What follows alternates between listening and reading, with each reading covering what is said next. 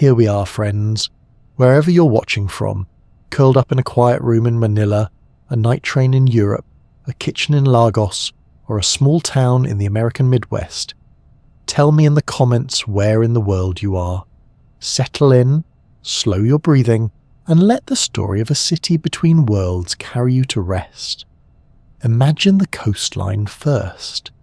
A tongue of land pushes into bright water, cradled on one side by a deep horn-shaped inlet, and on the other by the open sea. Sailors approaching from the Aegean feel the wind soften as they round the last islands, then watch the current tug them toward the narrows where two continents almost touch. The Greeks who came from Megara in the 7th century BCE knew a rare thing when they saw it. They called their settlement Byzantium, after a legendary founder named Byzas, a name that kept the memory of a decision to build where geography itself promised both shelter and opportunity. From the very beginning, the site shaped the city's character. The Golden Horn, that long natural harbour curving inland, offered anchorage sheltered from storms and enemies alike. The opposite shore was a watchtower. Any ship from the Black Sea or the Aegean would pass within sight. The Bosporus funneled traffic like a river between continents, with surface currents running south toward the Marmara and a colder hidden current flowing north below. Fishermen learned the seasons of the migrating fish. Pilots learned the stubborn moods of wind and water. Merchants learned that the city could tax what it could see. The name Bosporus carries an old myth, the cows crossing, recalling Io's wanderings, but it also tells a practical story. A crossing always mattered here. Byzantium spent centuries balancing between greater powers. In the 5th century BCE, it was drawn into the wars that reshaped the Greek world. Later, it navigated the long shadow of Macedon and then Rome. A dramatic turn came during Rome's crisis of the late 2nd and early 3rd centuries CE. When Septimius Severus and Pescennius Niger fought for the imperial throne, Byzantium picked the losing side and paid dearly. Severus besieged and punished the city, then rebuilt and adorned it, an early reminder that rulers might both break and beautify this place. By then, the site's advantages were too obvious to ignore. Even a chastened town was worth investment. All of that prepared the stage for the decision that changed the city's destiny. In the early 4th century, Constantine, ruler of a reunited empire, looked east. The old capital on the Tiber was heavy with history, but far from the most urgent frontiers and trade routes. The eastern provinces were wealthier and more populous.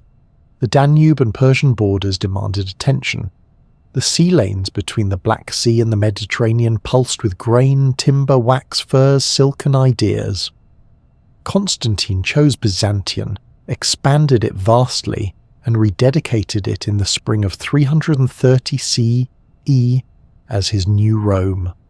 The new name that stuck, Constantinople, carried a clear message. This would be the emperor's city.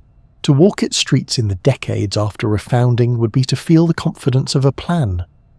A broad ceremonial avenue, the Mese, ran like a spine from the triumphal Million, 0-mile marker for measuring imperial distance, through forums paved with Porphyrian marble.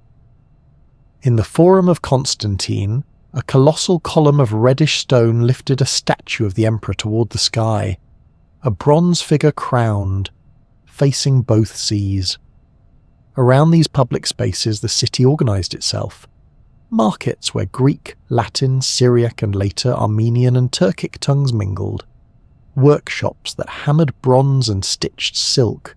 Stowers that threw cool shade in summer. The Hippodrome, already begun under Severus and enlarged by Constantine, became the beating heart of public life. Chariots raced under the eyes of the emperors, while statues from across the empire, like the ancient serpent column from Delphi, reminded spectators that Constantinople inherited a whole world's past. Religion shaped the city's rhythm as surely as trade. Christianity, once persecuted, now stood close to imperial power, and churches rose among baths and workshops. In time, the city would become the seat of a patriarch and the stage for theological debates that echoed far beyond its walls. Yet in those early decades, the city still spoke Latin in its laws and Greek in its streets, still carried the memory of a pagan past even as it embraced a Christian future. That blend, old and new, Roman and Greek, sacred and civic, gave the city a texture all its own. The map of Constantinople was drawn by water as much as stone. Along the Golden Horn, the quays of Prosperion and Neorion hosted ships that smelled of tar, resin, and distant forests. On the Marmara side, the sea breeze cooled narrow lanes that wound uphill toward palaces and forums. To feed a growing population, engineers extended aqueducts deep into Thrace. The great arches of the Valens aqueduct carried water like a river through the air, sustaining fountains, baths, and the vast underground cisterns that turned the bedrock into a hidden reservoir. Even then, planners thought in centuries, if a siege came, water would be life. If a summer ran dry, the city would not. Power announced itself in ceremony. Visitors entering the palace quarter found courtyards arranged to unfold prestige step by measured step. Guards at one gate, ministers at the next, a gilded hall where ambassadors waited to be impressed into cooperation. Processions threaded through the city along set routes, tying together palace, forum, cathedral and hippodrome. The emperor's image appeared on coins and statues, but also in rituals that made authority visible and soothingly predictable. When relics were carried in times of danger, when captives were paraded after victories, when arms were distributed during festivals. It was politics as choreography, and the audience was the city itself. The city's economy moved in layers. At the docks, stevedores unloaded amphorae of wine and oil. Farther inland, spice sellers and silk merchants set out wares that smelled of Arabia and looked like China.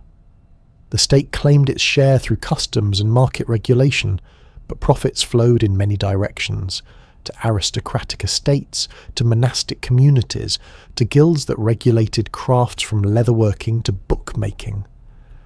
Even the entertainments had an economic side. Factions at the hippodrome employed trainers, grooms and musicians. Religious feasts fed bakers, candle makers and icon painters.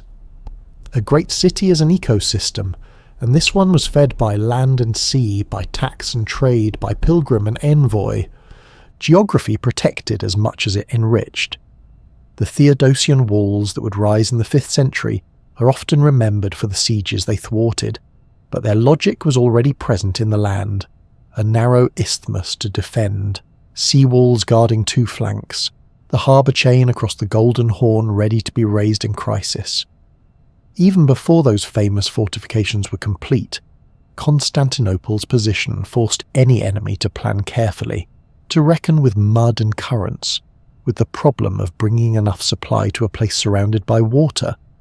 Meanwhile, the city looked out on routes that mattered, to the Danube frontier, to the high roads of Asia Minor, to the sails of the Black Sea. It was both shield and spear point, daily life filled in the grand design.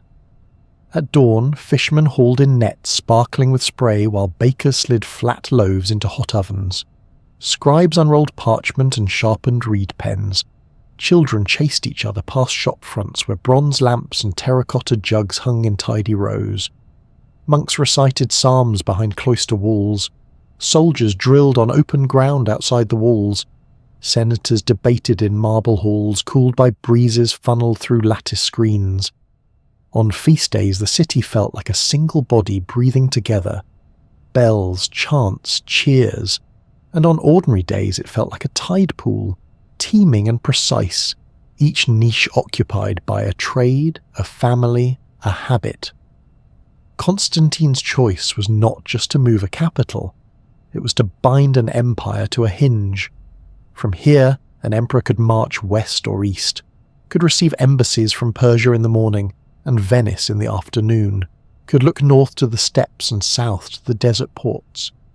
Messages sped along roads measured from the million. Fleets assembled within the long arm of the Golden Horn, and on the clear nights of spring, When the Marmara calmed to a sheet of glass, citizens could stand on the sea walls and feel they were at the centre of a world whose edges were always coming closer. The idea of New Rome mattered. It meant laws would be copied and courts would convene. It meant games would be held and grain would be distributed. It meant that people from every province could plausibly imagine a future here. Veterans were settled, workshops were granted privileges, land was parcelled out to ensure that life would take root quickly. The Senate was recreated to give the capital a dignified voice, and the city's districts, organised around hills like its elder sister on the Tiber, developed their own identities.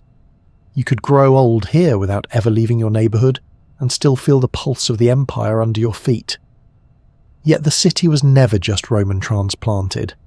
It kept and cultivated its Greekness, the language of philosophy and marketplace, the habits of debate and schooling, the cuisine shaped by olive oil and fish from waters whose currents locals understood like a calendar. Latin titles lingered in the army and the law, and over the centuries would recede. Greek saints and stories would take deeper root. In that fusion lay a kind of resilience. When storms came, political, military, theological, the city could draw on multiple traditions to make sense of them, to absorb pressure without losing itself. Standing on a terrace above the Marmara, one could read that story in the skyline as it took shape. Domes beginning to assert themselves among basilicas, tall columns punctuating forums, the open rectangle of the hippodrome cutting a precise line against the slope. In the harbours below, masts made a forest that swayed in unison, and behind them warehouses promised continuity, grain against bad harvests, oil and wine against scarcity, tools and timber against the unpredictability of war. Place does not guarantee history, but some places invite it insistently. This was such a place. As the 4th century turned toward the 5th, children born in Constantinople would be citizens of a city older than their grandparents and newer than their parents remembered. They would learn to tell 2 origin stories at once: the Greek colony with its myths of Byzas and the oracle's advice, and the imperial refounding with its statues and avenues.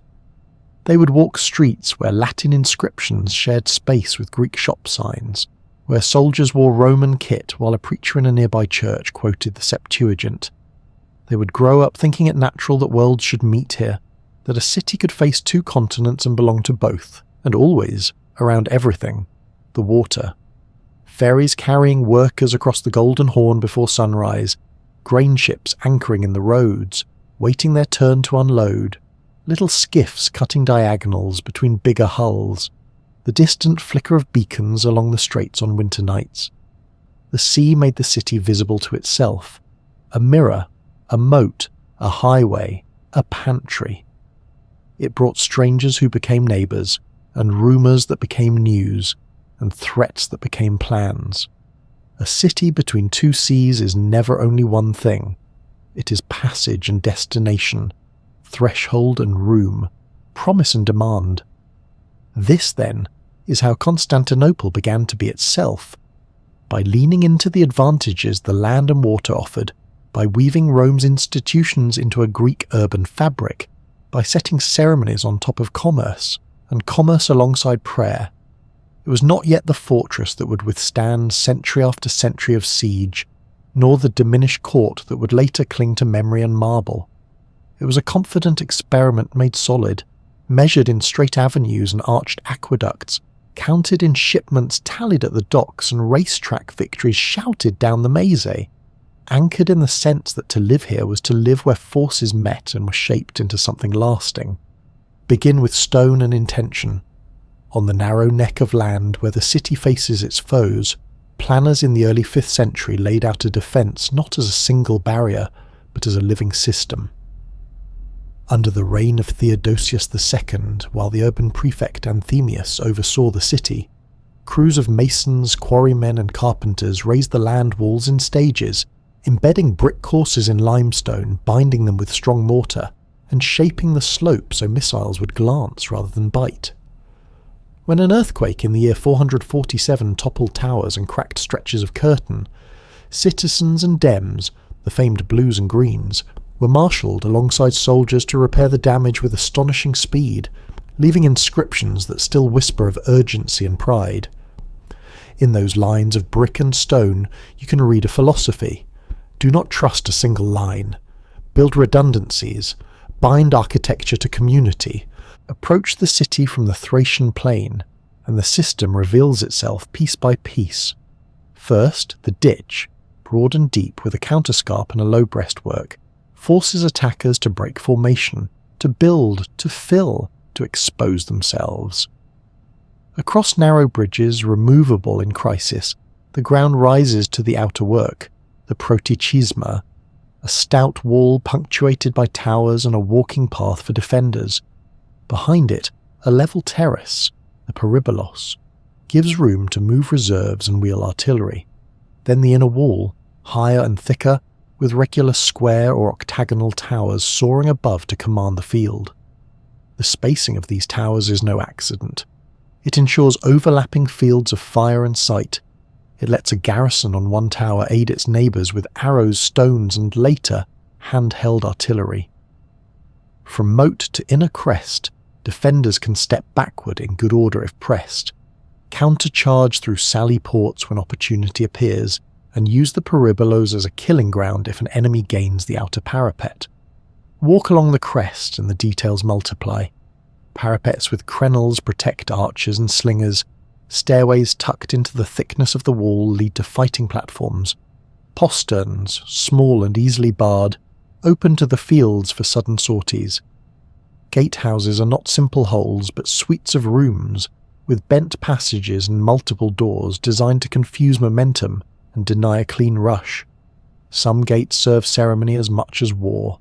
The Golden Gate, faced with shining marble and surmounted by sculpted triumph, welcomes returning emperors and foreign envoys in peace, yet in war it is closed and barred, a white cliff set into the city's skin. Others are purely practical. The Gate of St. Romanus, the Carisius Gate toward the road to Adrianople, the Peja Gate toward the spring, and the hinterland, each one tied to a district, each one a responsibility. Behind the land walls, the system turns to water. Constantinople's seaward flanks are armoured with lower but continuous walls fitted to the shoreline, studded with sea gates and defended by towers. In the Golden Horn, a massive iron chain can be raised across the mouth of the harbour, stretched from the city's side to a great tower across the water at Galata. When raised, it forces hostile ships to present their hulls broadside to shore batteries or to sit idle under watchful eyes. When lowered, it invites commerce to pour in, for a city cannot live on fear alone. The chain is as much a policy as a machine, an instrument to decide who may approach and on what terms. All of this stone would be done without people, and the Byzantines arranged those people with care. Sectors of wall were assigned to regiments and to civic bodies. Monasteries and guilds took responsibility for specific towers in time of siege. Officers kept rosters of watchmen and repair crews. The wall walk at night is its own ritual. Pairs of patrollers pass, exchange passwords, check the oil in lamps, scan the fields for glints of armour or the darker dark of clustered men. In storerooms built into the thickness of the wall sit coils of rope, spare timbers, baskets for carrying earth, nails, wedges, cords for torsion engines, and later kegs of powder. Above, on the tower platforms, the kit changes with the sentries, first catapults and ballistae keyed to stone shot and heavy arrows. Much later, small cannon and organ guns peering from hastily cut embrasures. The fabric of defence is regularly mended, and mending is part of the plan. Strategy is not just waiting behind parapets. The system assumes movement, swift sorties through posterns to burn siege towers, spear quickness to scatter sappers at the ditch, countermining tunnels that fan out like a second secret city beneath the fields. When the enemy digs, the defenders listen with bowls pressed to the earth, mark the faint thrum of pickaxes and drive shafts down at angles to flood or collapse the intruder's work. The Peripolos, that calm terrace on quiet days, becomes a runway for reinforcement in storm, a place where a cohort can sprint to a threatened gate without choking the main streets of the capital. Consider the famous sieges and how the walls made their case. In 626, when Avars on land and Persians across the straits conspired to press the city, the defenders leveraged the system's diversity. Sea walls and fleets to harry the enemy boats on the Horn, land walls to break grand machines, processions of relics to bind the population's will when food ran thin and thunder sounded like drums beyond the ditch. In the Arab sieges of the 7th and 8th centuries, the combination of ramparts and navy, of Greek fire lashed from the prows of warships and arrows from crenels, blunted ambitions that stretched from the Levant to the Bosporus. The Russ's raids met the same pattern. Harbours turned to traps, seawalls bristling, chains humming as they took the load. Time and again, enemies learned that the cost of this city was measured not just in men and wood, but in seasons lost to disease and hunger, while the defenders rotated watches, repaired damage, and sent riders to the provinces to levy replacements. Stone alone cannot negotiate, but it buys time for those who can. The walls let emperors play the empire's second favourite game, diplomacy. While siege lines festered, envoys slipped out by sea under cover of darkness, or through posterns on fogged mornings, riding to court allies, to bribe potential betrayers in the enemy camp, to dangle trade privileges before Italian cities, or promises of titles before steppe princes. The rampart's enduring message, "Not today," turned threats into leverage. An enemy might boast at the start of spring. By autumn, with coffers draining and men sick, he might accept terms that a weaker city could never have proposed. The walls are a calendar as much as a fortress. The fabric of the defences is elastic, capable of learning. When trebuchets arrived in the medieval toolkit, defenders strengthened towers, added timber hoardings for vertical fire, piled earth behind threatened curtains to absorb impacts. When gunpowder artillery made its blunt argument, the Byzantines followed the same logic, lowering some profiles, thickening with soil, building ravelin-like outworks in front of vulnerable gates, and emplacing their own small cannon to sweep approaches. Earthen banks appear where stone once stood unflinching, not as a sign of surrender to new technology, but as proof that the system can bend without breaking. Even in the final siege, when great bombards smashed sections of the land wall, the old flexibility showed itself in nightly repairs, in wicker gabions filled with rammed earth, in timber bracing that turned shattered faces into serviceable bulwarks by dawn. The rhythm of maintenance is almost liturgical. After winter storms, crews inspect joints and capstones. After earthquakes, masons reset shifted blocks and stitch cracks with iron clamps and lead. Weeds are pulled from crenels to deny purchase to ladders. Drains are cleared so rain will not pool and rot timbers. Lime is burned in kilns near the city to feed an appetite for mortar that never abates. The capital's defences live in the habits of its people as much as in quarry and kiln. The habit of answering the night horn, of knowing which gate is to be shut first if panic surges, of trusting that each tower has a captain who knows the names of the men on the next. Even the visual language of the walls matters. Travellers on the road from the west see not only height and thickness but order. Evenly spaced towers, coursing brick bands that catch the sun, the measured geometry of crenellation. It tells them that the city inside is disciplined, its administration exact, its wealth sufficient to keep stone in good repair. That impression deters as surely as arrowheads. A shabby wall invites tests. A crisp one asks a question every commander must answer to his own king. How many months and how many lives will this cost? And what else will our enemies do while we are stuck before this place? The sea defences have their own syntax. The Marmara side, washed by waves and salt, leans more on navy and patrol than on raw height, yet it is continuous, close-fitted to quays, punctuated with sea gates that open only under watch.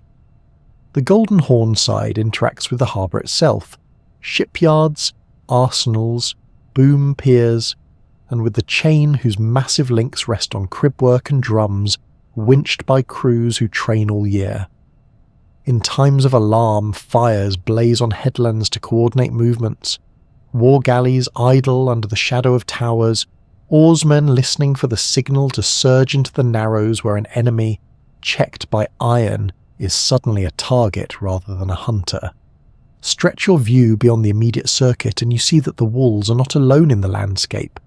Farther out across Thrace, the long walls, earthworks and masonry thrown up in earlier centuries to shelter the approaches, once bought the capital a few more days against raiders and armies. Beacon lines across Anatolia, established in the 9th century, once pulsed warnings toward the palace, translating frontier danger into urban readiness. Forts on the islands of the sea and on headlands along the straits extend the city's hand. Custom stations and guard posts turn geography into an early warning net. The Theodosian system is the hard core of a broader, softer shell, and together they give the city a sense of depth. None of this denies that a city lives under strain during siege. Within the walls, rationing tightens. Cistern levels are watched with anxious care. The hippodrome falls silent, and workshops turn from luxuries to necessities, arrow shafts rather than jewellery, mantlets rather than icons. Yet embedded in the wall system are features designed to reduce that strain. Granaries near key gates so that distribution does not clog main streets, wide postern adjacent lanes for troop movement, and clear zones along the inner circuit kept free of dense housing to deny fire a chance to leap. Urban planning, too often dismissed as peacetime fuss, here becomes survival craft. The walls shape the city's identity. They are promenade and playground in quiet years, their tops catching breezes on hot evenings, their towers offering views of fields and herds beyond. Children learn the names of gates as surely as saints, and they learn the stories that attach to each, which tower held during the Avar siege, which postern opened for a famous sally, which gate received an emperor returning from victory. These tales teach a civic catechism. Vigilance is a virtue, repair is a duty, courage is a custom. Long before gunpowder, long after it, that catechism is the invisible mortar that holds the stones together. And so the system endures for centuries because it is more than masonry. It is habit and hierarchy, water and iron, ritual and improvisation, an art of buying time and turning time into advantage. From the first sight of the ditch's dark line in the grass to the last tower where the land falls away toward the Horn, the defences announce a simple, layered truth. To take this city, you must defeat not just a wall, but a way of life built to outlast you. Begin under the feet. Beneath colonnades and cobbles, forums and kitchens, runs a lattice of stone channels and vaulted rooms built to do one thing without drama: keep 250,000 throats wet, baths steaming, fountains singing, and soldiers calm when the world outside the gates grew loud. Constantinople's first secret is not a conspiracy or a treasure hoard. It is the quiet, engineered certainty of water. Far to the northwest, in the wooded hills of Thrace, springs and streams gather their patience. Roman surveyors walk those ridges with corobits and groma, reading the landscape in fractions of a finger, plotting gradients so gentle that water could be persuaded to flow like a thought. Over decades and then centuries, channels crept toward the city, covered conduits of stone lined with waterproof mortar, occasional tunnel runs drilled through stubborn rock, and, where valleys opened their mouths, arcades that stepped delicately across open air. None of it rushed. Gravity did the work. The aqueducts were not a single line, but a family of lines that could be switched, repaired, or extended when a spring failed or a forest burned. In places where the land refused a simple path, engineers sank pipes to form inverted siphons, letting pressure lift water up the far slope, then return it to the easy fall. At the city's edge, the most famous arches stride in with a kind of measured pride. The Great Bridge of the Valens Aqueduct carries its channels on 2 ranks of arcades through the urban fabric, not only moving water but making it visible, domesticating wilderness into geometry. On windy days, gulls balance on the cornice lines. On dry days, children count arches and learn to name them. During processions, courtiers pass beneath the steady drip of maintenance crews washing silt from inspection hatches. The structure is not just a landmark, it is a calendar of care. Once water arrives, it does not simply pour into houses, it is calmed, clarified, and apportioned. At distribution towers, quiet, windowless buildings tucked along major streets, flow comes into settling basins where sand can fall out and scum can be skimmed. From there, the stream divides into clay and lead pipes sized to their tasks, thin lines for neighbourhood fountains, robust mains for palaces and baths, carefully gated feeds for monasteries famous for their hospitality. Every valve is a decision, and every decision is written somewhere in a ledger. Which quarter's fountain runs at what hours, how much a guild will pay to keep its wash basins filled, when a public bath's boilers will be allowed to draw hard to heat winter stones. But underneath, the real reserve. Cisterns honeycomb the bedrock, some wide and open to the sky, ringed by arcades and staircases, others cathedral dark and forested with columns salvaged from older buildings, their bases standing in cool water.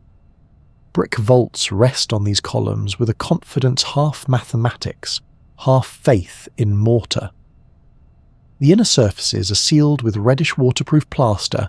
The floors are sloped to sumps where silt can be scooped by men working waist deep, lanterns trussed high. In the largest covered reservoirs, carp glide in the gloom. Fish are not decoration, but a simple sensor. If they rise, gasping, something is wrong upstream. Each cistern has a voice if you know how to listen.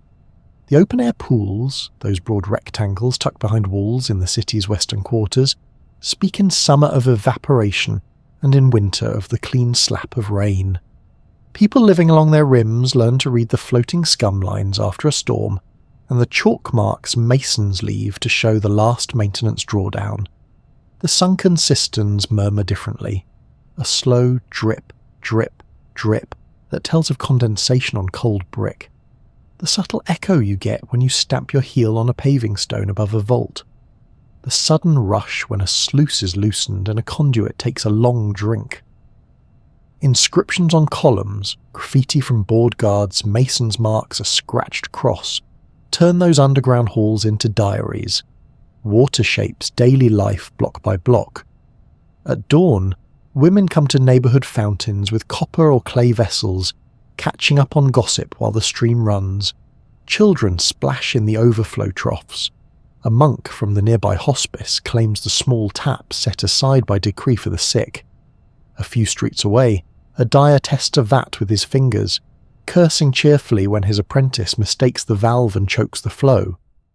At the Great Palace, attendants draw hot and cold supplies through a pair of neatly labelled pipes into the ceremonial baths, where ambassadors learn, without words, that order and abundance here run even beneath the floor. Water is defence as well as comfort. In siege seasons, the city can suffer the hacking of aqueduct arches by raiders and still drink from its own savings.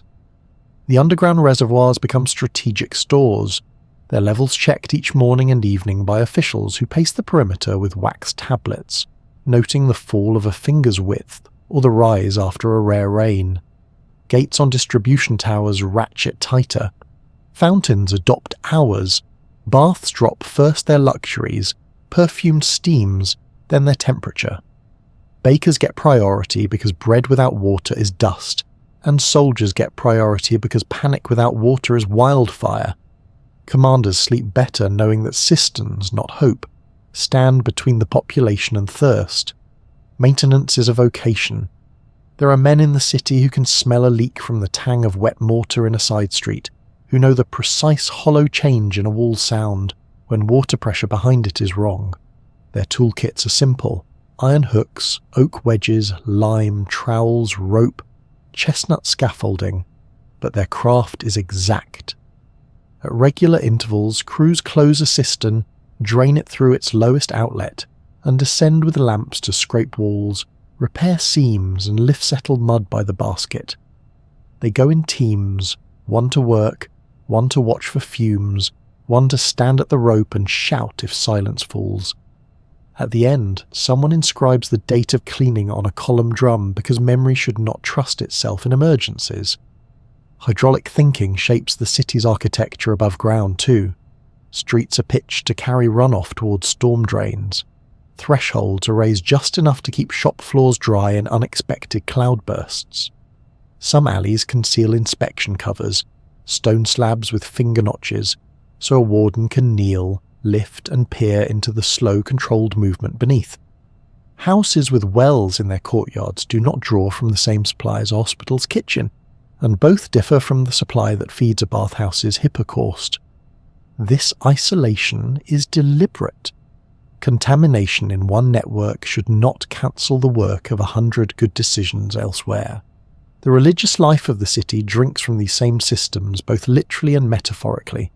Springs within the walls, hagismata, holy waters, are roofed and tended, their overflow caught in basins where pilgrims drink for healing, and carry away little flasks to sisters and mothers. Churches pipe water to marble fiele in their courtyards, where clergy wash hands before liturgy, and the poor fill cups after fasting. Ceremonies of blessing and procession ask the heavens for gentle rains, and thank them when they come. But the faithful also thank engineers who planned for times when prayers are answered with delay.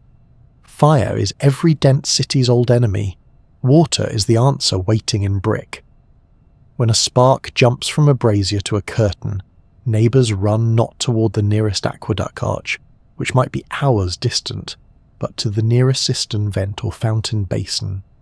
Buckets rise and fall. Lines of hands pass them up stairwells.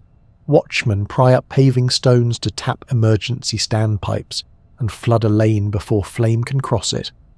Afterward, when the smell of smoke hangs in wet air, official balance two ledgers, lost to fire, lost to water. They prefer the second. Even the Empire's military machinery connects to the water web.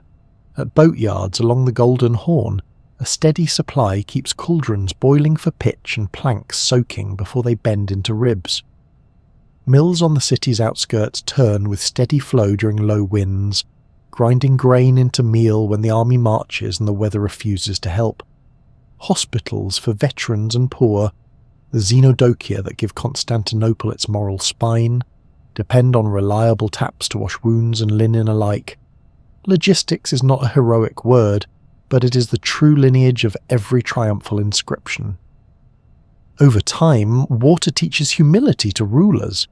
Emperors who order domes to the sky and laws to the edges of the realm still must pay for repairs when an earthquake steps through the land like a giant shaking aqueduct piers and cracking conduits. After such days, the city answers with ladders, lime, timbers and patience, and with contingency. A damaged arcade is shored with earth ramping against it until masons finish. An alternate line is opened from a quieter spring. Rationing becomes a liturgy spoken at fountains without bitterness, because citizens have learned, through generations, that shared water means shared fate. Water also carries stories. A sailor fills a jug at a harbour spout carved with dolphins, and tells a child how the same flow once ran through forests where wolves drink. An old woman at a holy spring murmurs the name of a long-ago bishop who ordered a conduit redirected to a plague hospital. A mason points out two reused column bases in a deep cistern, faces carved like gorgons set sideways, turned upside down under the waterline, and says, not entirely joking, that it keeps misfortune asleep. Whether any of it is true matters less than the way these stories teach people to see the buried infrastructure as part of the city's personality, not just its plumbing. On feast mornings, when bells move air and processions braid through markets, the fountains are dressed with garlands.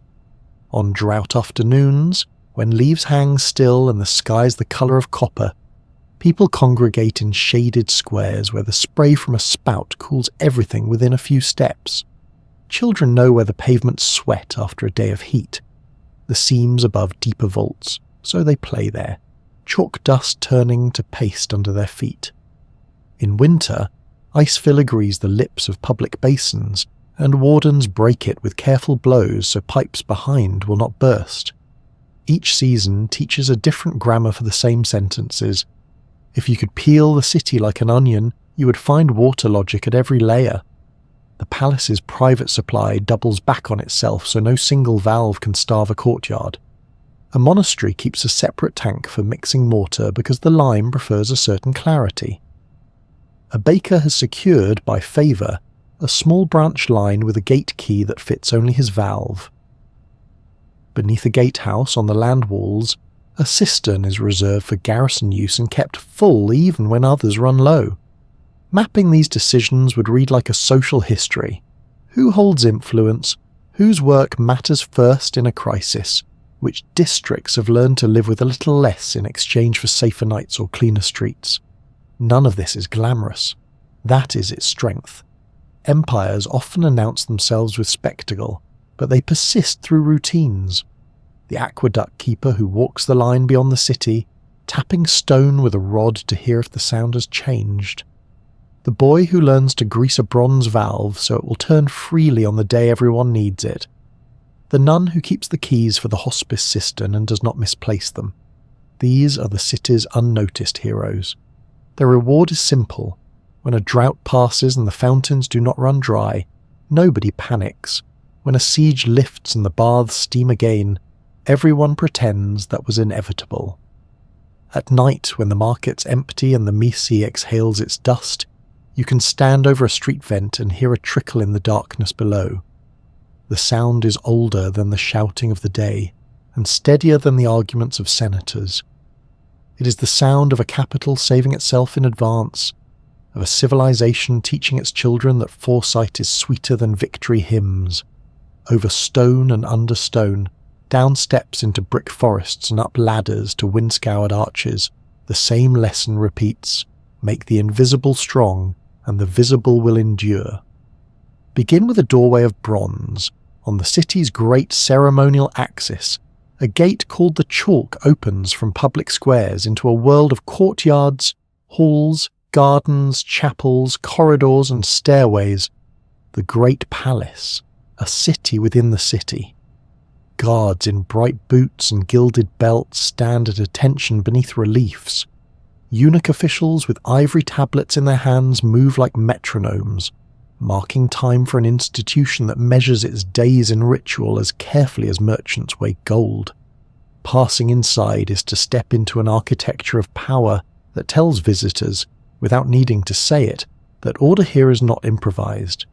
It is rehearsed. Halls unfold in sequences that shape emotion. The first spaces are wide and sunlit, colonnades catching the sea breeze.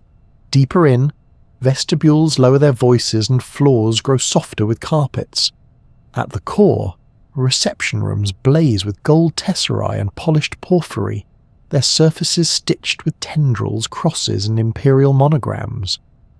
One octagonal chamber, the Chrysotriklinos, glows with a warmth that seems to come from within the walls. Lanterns swing on long chains, and above them saints look down from the vault like calm witnesses. Courtiers know their assigned places on the mosaic floor by pattern and colour, and the assignment is no mere courtesy. Rank is the empire's grammar, and a misplaced shoe is a wrong verb. Ceremony begins long before music or speech. On days of audience, servants open cedar chests to lay out the emperor's garments, a soft tunic, a cloak clasped with jewelled fibulae, and purple buskins stitched with eagles. Purple has a smell, salt, dye, the faint ghost of the sea, and a weight that reminds the wearer of its cost, once extracted drop by painstaking drop from murex shells. The crown, heavy with pearls, waits on a cushion. Nearby, the patriarch's vestments are readied too, for power in Constantinople is braided. Throne and altar, crown and gospel, choreography and invocation. When the doors of audience swing wide, first come sounds, trumpets from the Schole guards, measured drum beats from the Hetarea, and the lower rustle of silk as dignitaries bow. acclamations rise in Greek, many years to the emperor. Not shouted in chaos, but chanted in antiphonal patterns drilled into the memory of factions who once roared in the hippodrome. The emperor appears not as a man who happened to walk in, but as the hinge on which two worlds turn, profane and sacred. To a Latin envoy from Lombardy or a Rus prince from the northern rivers, the scene carries a particular lesson. Diplomacy here is theatre, and you've been seated in the front row. Automata add a last quiet magic. On more than one occasion, guests report that bronze lions beside the throne moved their heads and roared, while golden birds in a metal tree trilled in reply. Whether clockwork, hidden bellows, or the memory of awed envoys embroidered by time, the effect is the same. An emperor seated amid obedient marvels suggests a world so well ordered that even metal attends to its cue. As petitions are read and gifts presented, amber from the Baltic, furs from the steppe, glassware from Syria, blades from Iberia, the master of offices tracks the flow with a glance and a nod. The point is not the object but the pattern. Deference paid, favour granted, obligation recorded. Beyond the formal halls, the palace is domestic. Gardens terraced toward the Marmara, citrus and cypress casting patterned shade. A menagerie with peacocks and deer for gentle wonder. Stone basins where water remembers the aqueducts and softens the heat of summer afternoons. Children of the imperial household learn to walk under colonnades watched by nurses and tutors. In a chamber panelled with porphyry, the famous Room of the Purple, princes are sometimes born, and those who are will carry a credential deeper than parchment. Born in the purple, porphyrogenitus, a claim that makes palace doors spring open throughout a life. Mothers and grandmothers, empresses in their own right, move along latticed balconies to chapels where lamps are kept perpetually lit, the women's world above the men's corridors humming with counsel of a different kind. If the great palace is the nervous system of ceremony, its spinal cord runs to the hippodrome. A private passage lifts from the palace up to the imperial box, the kathisma, so that the ruler may appear to the people as if emerging from the very fabric of the city. On race days, teams surge around the spina, where the serpent column coils and an Egyptian obelisk points time toward the sky. Factions in blue and green banners sing, and the emperor's nod can quiet a city's thunder. The hippodrome is a safety valve, a parliament of emotion. It is also a fault line. When anger once grew to an earthquake, the Nika revolt, charioteer loyalties became barricades, the palace became a fortress, and power showed its sword as well as its smile. The memory lingers as a warning within all later cheers. Rituals give shape to the year. In winter, on the Feast of Theophany, the blessing of the waters dovetails with the state's own infrastructure. The patriarch's cross dipping into basins while the emperor watches, reminding everyone that rainfall and policy both hold the city together. In spring, when armies traditionally set out, there is a rite of departure. Relics of the true cross are brought from a palace chapel, the Pharos Church, into the light. Candles bloom in thick clusters. The ruler and commanders kneel, touch the reliquary, and rise under a lattice of incense. In harvest seasons, processions wind from palace to Hagia Sophia to the Augustan and back, a loop that binds throne, church, and market with one thread of song.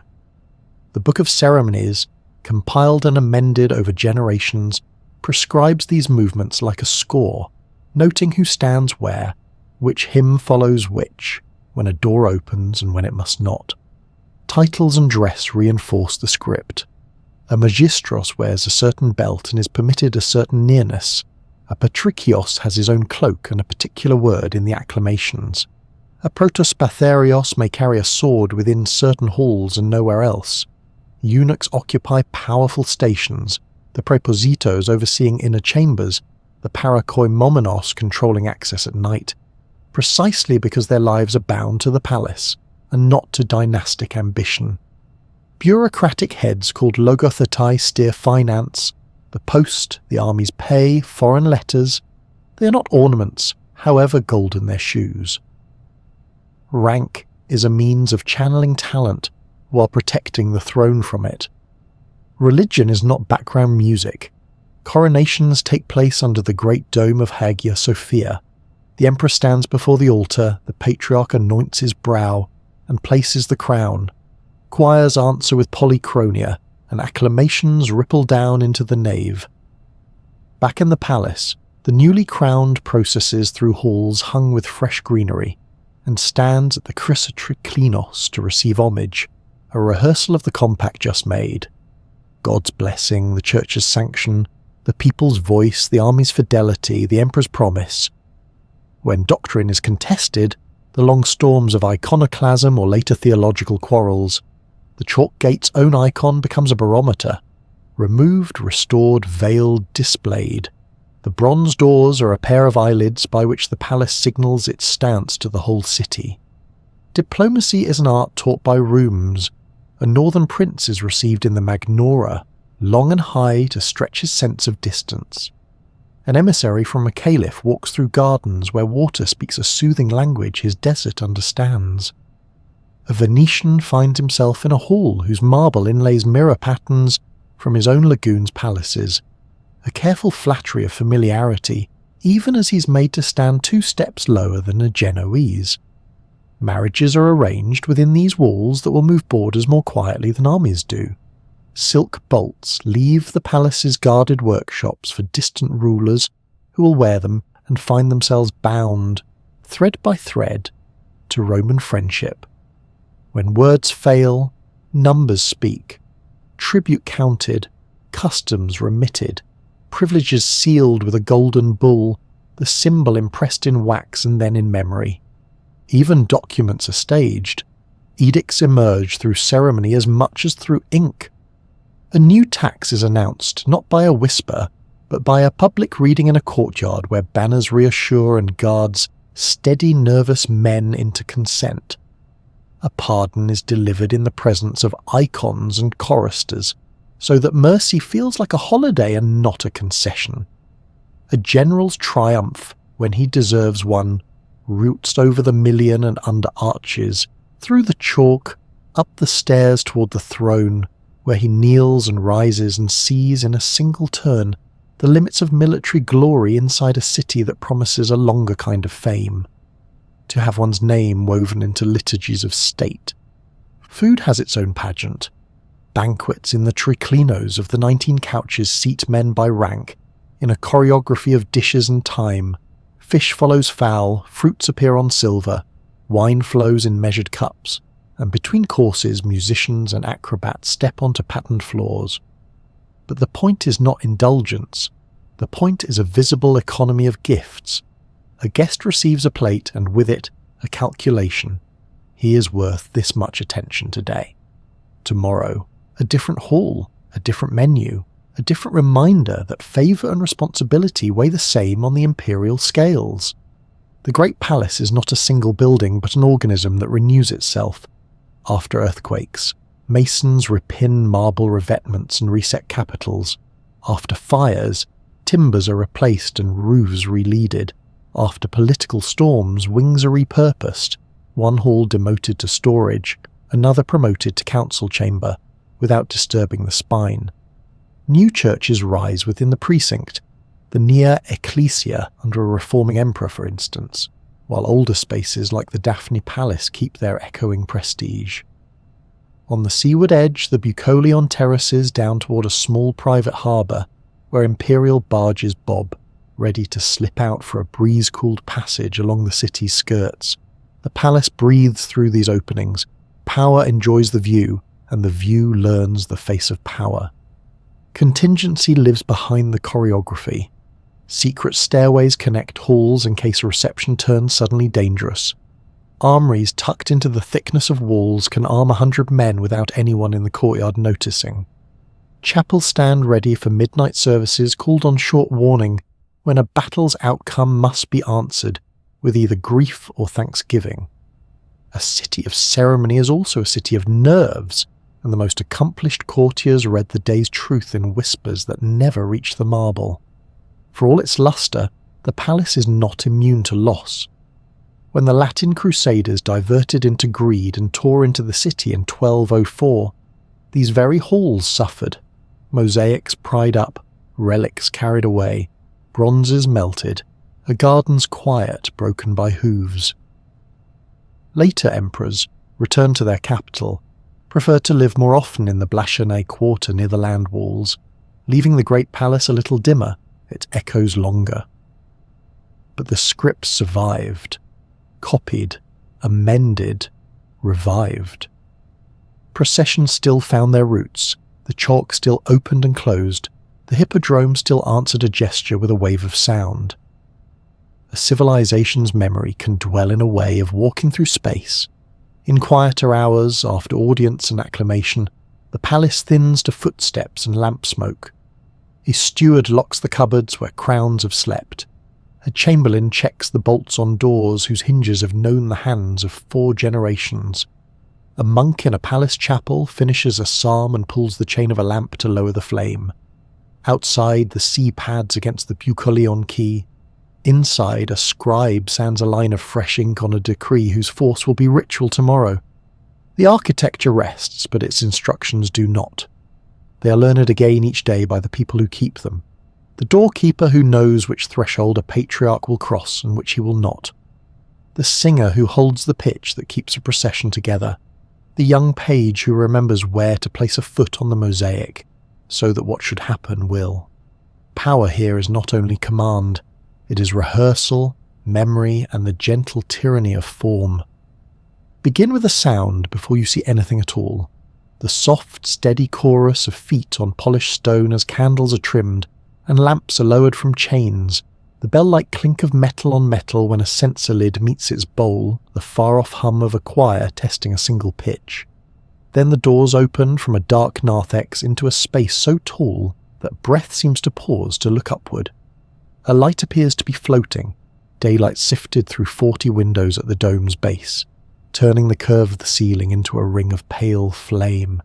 Stone is present everywhere, yet it behaves as if it were cloth. Marbles pulled like curtains over piers, porphyry and green Thessalian stone draped as panels, columns rising like bundled reeds to meet arches that spread, then curve inward again to accept the dome. This is the great church, the city's heart made visible. It began in calamity. In the winter riots that shook the city, when the Dems roared in the hippodrome and fires leapt from house to house, the older church was consumed. Justinian, who had seen both the fury of his people and the fragility of his capital, answered loss with ambition. He summoned 2 men whose reputations lay not in temples, but in mathematics, Anthemius of Tralles and Isidore of Miletus. They spoke the language of curves and forces. They drew with compasses and plumb lines as much as with imagination. Their plan married a long basilica hall, familiar to worshippers across the empire, to a central dome that would float on triangular sails, pendentives, so perfectly cut that a circle could rest upon a square without violence. Stone would be asked to do something new, light would be asked to become part of the structure. Construction moved with a tempo that astonished onlookers. Carts arrived from the islands with white Proconnesian marble. Ships hauled purple-red porphyry taken long ago from the deserts of Egypt. Green and black stones came from the mountain quarries of Greece and Asia Minor. Brick kilns smoked in orderly ranks beyond the walls. Columns were repurposed from older buildings, not because the empire could not quarry new ones, but because the builders wanted the city's past to stand literally in the present. Mortar was mixed hot and used quickly. Scaffolding rose in forests. Ropes creaked under loads. Chants timed the pulls. In fewer than 6 years, the new volume was ready to receive its finishing touches.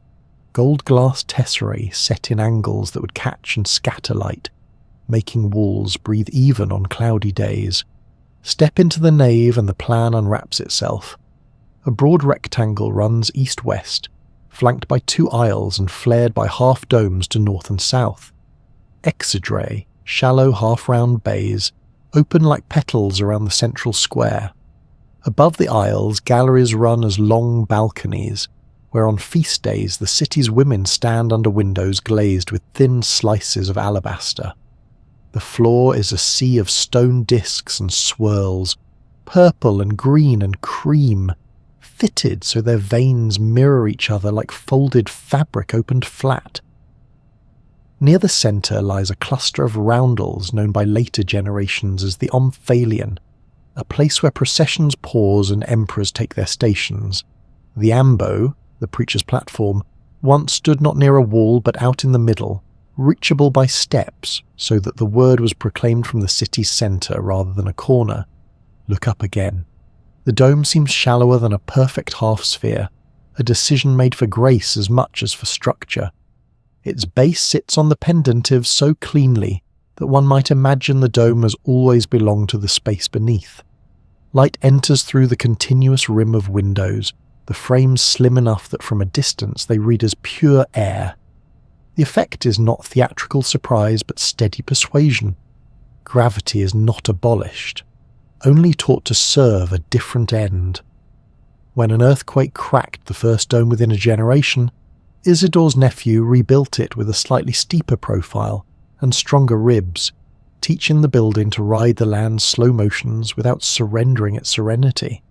Buttresses gathered around the exterior over the centuries, not as apologies, but as guardians, hands placed gently at the shoulders of a giant to steady it when the earth turned in its sleep. Nothing here speaks by itself. Everything speaks in company. The gold of the vaults makes a sky for figures that appear, disappear, and reappear with the city's fears and reconciliations. In the long years when images were disputed, crosses and vegetal patterns replaced saints and emperors. When controversy passed, the Virgin and Child returned to the apse, seated with calm insistence above the altar. Later, Christ Pantocrator faced viewers with a gaze both gentle and unwavering. Kings and queens offered small models of churches to him in mosaic panels, where gift and gratitude exchange places at a tilt. A great deesis, Christ in the centre, the Virgin and John the Baptist at either side, breathed new feeling into old doctrine. The faces modelled in subtle shades that make cheekbones and eyelids behave like flesh even when the light is failing. Throughout, the background remains the same, a field of golden tesserae catching day like wheat. The liturgy that fills this space is choreography as much as text. Candles bloom in clusters on polycandela, broad bronze chandeliers lowered by chain and raised again to float like rings of stars. Deacons move with censers in arcs that leave trails of frankincense and labdanum. The smoke climbs into the high volume and softens edges. A lector sings the readings from the ambo, and the syllables climb like steps. The choir answers from the right and left with antiphonal lines that turn doctrine into music. The octo echoes, the 8-mode system, gives the week its colour. Psalm tones rise and fall like the sea against the city walls. On nights of vigil, the church becomes a lantern for the whole district. Lamps in galleries, candles icons, oil flames marking the rail of the solea like small suns. Imperial life finds its highest meanings here. On a coronation morning, the emperor enters from the southwest door in a procession that has been practiced until muscle remembers it better than the mind. He lays his diadem before the altar. The patriarch anoints his forehead with holy oil.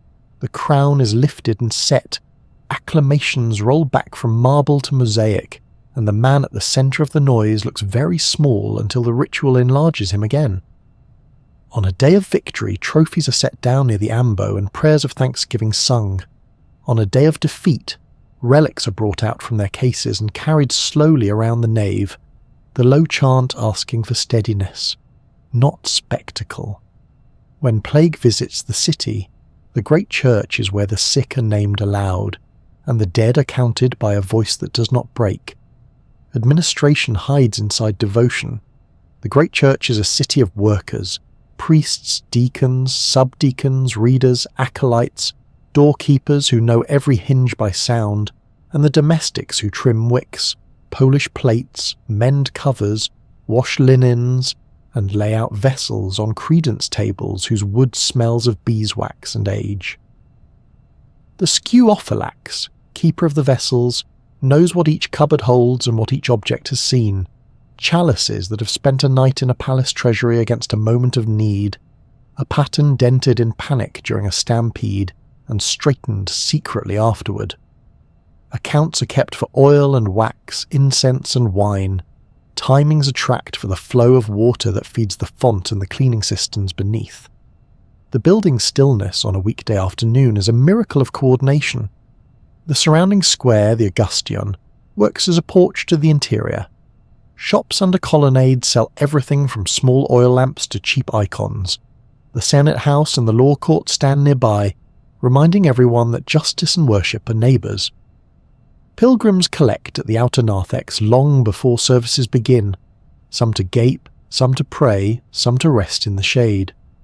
Guides point out the carvings on column capitals, acanthus curling into crosses, monograms where two letters embrace, and the subtle way the marble veining of one panel mirrors the next, a craftsman's quiet joke that fools the eye into seeing a single sheet of stone twice.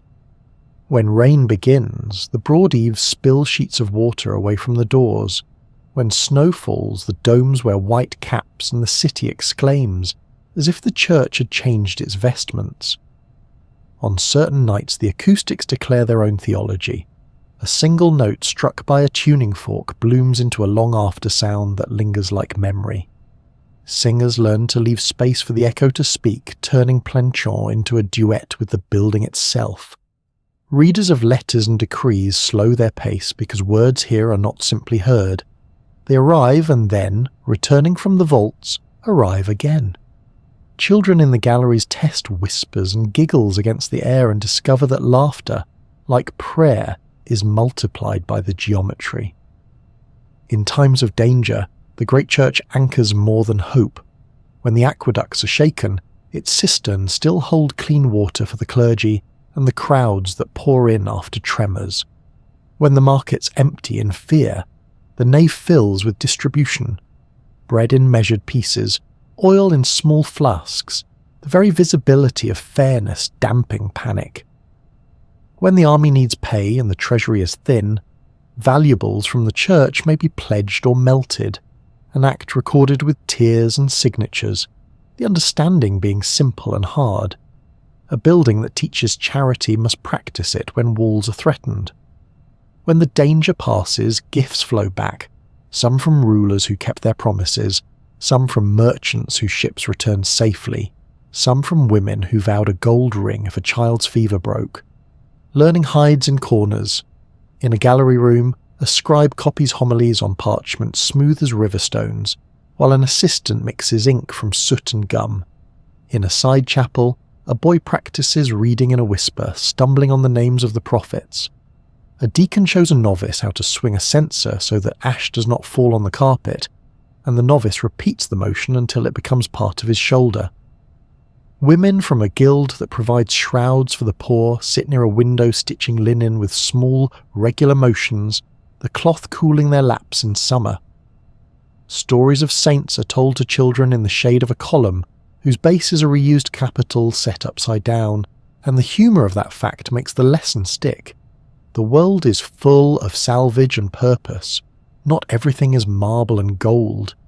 The church smells like people, wax and wool, damp cloaks in winter, fingers that have touched oil and then touched stone. The wooden doors creak with a note that regular worshippers can identify blindfolded. The guards in the outer narthex shift their weight on cold nights, stamping to wake their legs. The guttering of a candle throws a saint's face into motion. A draught lifts the corner of a curtain and reveals a sliver of tiny, lamp-lit space behind, where a priest catches his breath before stepping into public view. The building does not so much erase human frailty as absorb it and make it part of a steadier whole. Centuries pass and the great church keeps adjusting its balance.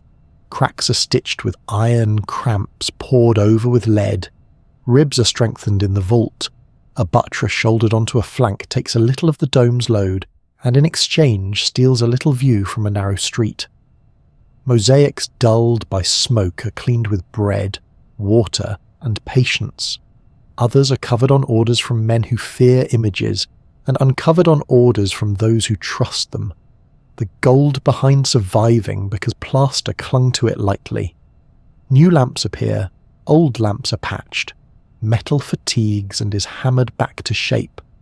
Earthquakes return like old arguments, and are answered with repairs that are themselves small acts of faith, that the next tremor can be met, that the next storm will pass, that the next generation will love the sound of its own steps on the same stone. The building's influence spills outward into homes and lesser churches.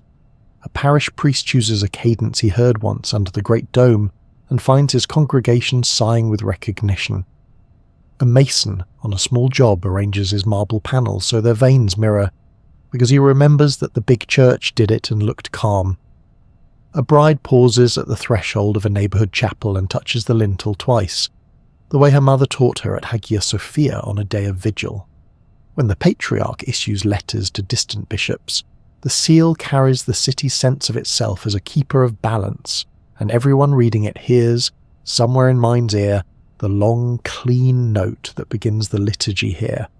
For travellers, the first glimpse from the sea is often a pair of forms, the round mass of the main dome rising from a set of half-domes like hills around a mountain, and the long ridge of the land walls marching to meet the water. One promises endurance, the other promises direction. Approaching in early light, sailors watch the dome catch the sun before the rest of the roofline. Departing at dusk, they see the windows at the base glow and think the sky has lowered its stars. In taverns along the docks, men who have not set foot inside can still describe the interior with words borrowed from those who have: a gold sky, a forest of columns, voices like oars working in time. When the city changes faith at sword's insistence after a long age of siege and pressure, the great church changes without forgetting itself. A mihrab is set into the apse at a slight angle to face a different holy city. A minbar rises where an ambo once stood. Minarets climb at the corners, slender fingers pointing to heaven in a new language of stone. The mosaics go dark under lime and paint, not lost but sleeping. Giant roundels bearing sacred names hang where once emperors processed, and a muezzin's voice threads itself through the same air that once cradled the kontakion. The building remains what it has always been, a vessel large enough to hold multitudes without breaking, a steadying presence that outlasts politics by insisting on craft and quiet, on proportion and light. Return finally to the simplest things. A woman stands with a candle cupped against a draught. A child watches dust drift through a shaft of light and tries to catch it. A man, long past the age of standing easily, finds a place to lean on a worn pier and closes his eyes as the choir sings. These are small moments, but the building is designed for them as carefully as it is for coronations. Its scale makes room for a whole city to breathe. Its details give one person something to love. By day, light and geometry do their work. By night, memory and echo take over. Either way, the great church holds the city's heart at a steady pace, persuading everyone who enters that beauty and order can coexist, that time can be arranged into something like praise, and that a roof held up by triangles and courage can make a nation feel taller than its fear. Begin with the aftershock of a sack that never really ended. In 1204, Crusaders battered down northern gates.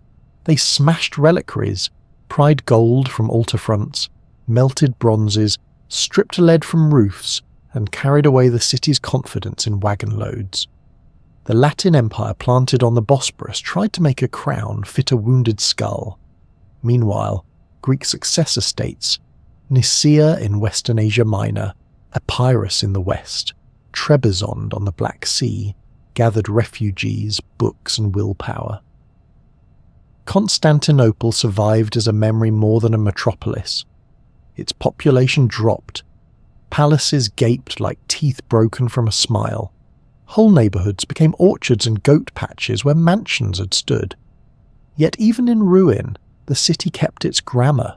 walls in need of mending, harbours waiting for masts, a great church whose dome still taught the sky to behave like architecture. At Nicaea, emperors of the Laskarid dynasty rehearsed a restoration in miniature, funding schools and scriptoria, ruling courts that were serious and not merely ceremonial, rebuilding a navy that could at least patrol. In 1261, Michael VIII Palaiologos seized an opening. A small force under Alexios Strategopoulos slipped through a poorly guarded gate and took the city almost without a fight. When dawn came, the Latin garrison discovered that night had decided the matter. The triumph was real but costly in a way triumphs often hide. To buy allies and a fleet, Michael granted the Genoese sweeping trade privileges in the Treaty of Nymphaeum. The price would echo for 2 centuries. Italian ships grew wealthy, hauling the empire's own commerce. A Byzantine navy withered. Customs posts that once fattened the treasury now stamped exemptions. Restoration proceeded like stitching a torn garment with thread too fine.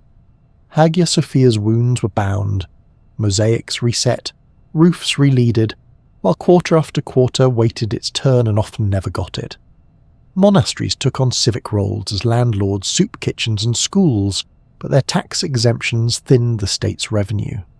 Court ceremony revived, yet behind the gold brocade lay OUS, a Palaiologan renaissance of art and letters brightened frescoes in country churches, and gave the capital scholars who could still debate Plato after nightfall, but city streets remained rough where marble had once lain smooth.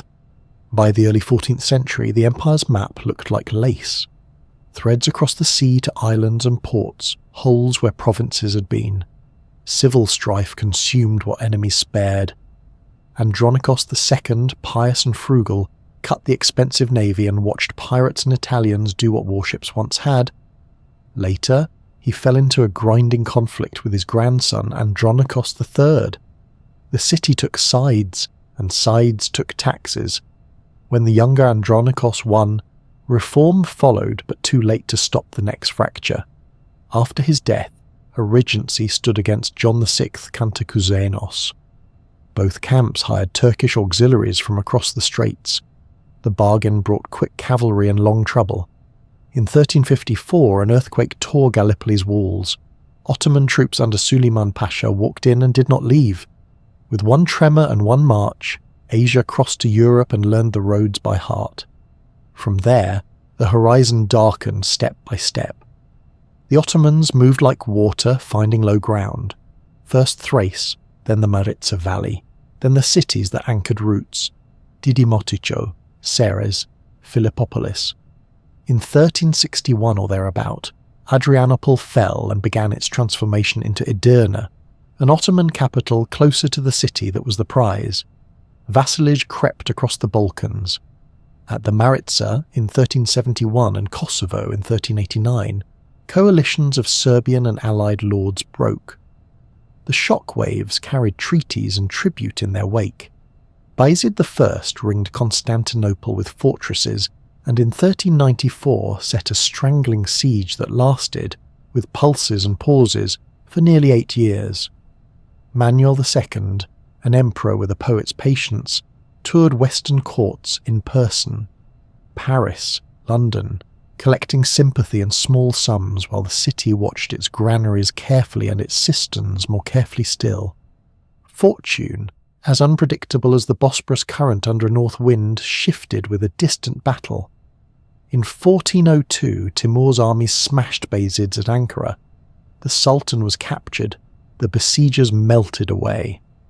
For a decade, the Ottoman house fought itself in an interregnum and Byzantium breathed. Manuel II snatched back towns on the Marmara, negotiated vassalage terms that favoured survival over pride, and watched the calendar with gratitude. But the reprieve taught a hard lesson. The empire's best weapon was someone else's catastrophe. The 15th century opened like a half-closed window. Murad II restored pressure. The Hexamilion wall across the Isthmus of Corinth, Byzantium's barricade in the Morea, was shattered in 1446.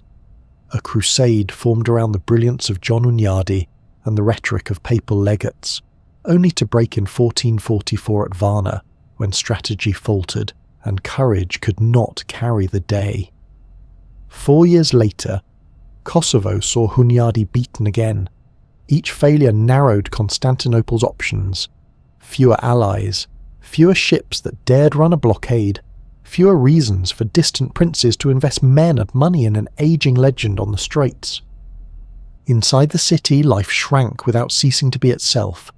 Estimates for the population in the mid-1400s range in the tens of thousands, perhaps 50, perhaps 40, perhaps less, clustered mostly near the harbours and the spine of the Mersey. Empty lots became gardens. Some stretches of wall were well tended, while others relied on habit and prayer. The great monuments still anchored identity, but rain found new paths through old roofs, and wind rattled shutters that once opened onto processions. The customs houses did a trade, though much of the richest traffic now slipped to Genoese Galata across the Horn, where warehouses bulged and neutrality was a business model. Palaiologan artists painted saints with eyes full of feeling against gold grounds that looked, to some viewers, like nostalgia made visible. Faith tried diplomacy of its own. In 1438-39, Emperor John VIII and a long train of bishops crossed into Italy for a council that met at Ferrara and then Florence. The goal was clear: heal the schism with Rome, unite churches, unlock Western aid. The documents were signed, the choirs sang, John VIII returned with a union proclaimed and a city divided. Many clergy and lay people rejected the compromise as a trade of doctrine for soldiers who did not appear. The empire gained a few galleys and a few knights. It paid with street-level bitterness, and the knowledge that if rescue came, it would be from neighbours, not from banners a continent away. The Ottomans used the years to perfect habits that empires call inevitabilities. Administrative registers tracked men and grain with a precision that turned recruitment into calendar work. The Devshirm gathered Christian boys from the Balkans into the Janissary Corps, where discipline and pay forged a new infantry, whose loyalty fixed on the throne, not on a tribe. Bridges rose across rivers, roads were levelled, relay posts made official travel quick and rumour obsolete. When the time came to look eastward across the plain toward the city between seas, the work behind the moment had already been done. Now imagine a young sultan with a map in his head and an argument to win. Mehmed, son of Murad, had once worn the sultanate like a coat too large when his father briefly abdicated. When Murad returned, the coat went back on its hook. In 1451, with his father's death, Mehmed put it on again, older, shrewder, and determined not to share it with anyone. He saw the Bosporus as a hinge that needed a stronger pin. On the Asian side, Anadolu Hisar already glowered over the channel, a fortress raised by Bayezid decades earlier. Mehmed ordered a second, larger fort on the European shore opposite the first, at the strait's narrowest point. The crews who built Rumeli Hisar in 1452 worked like a storm in stone. Towers rose at angles that turned the current into a weapon.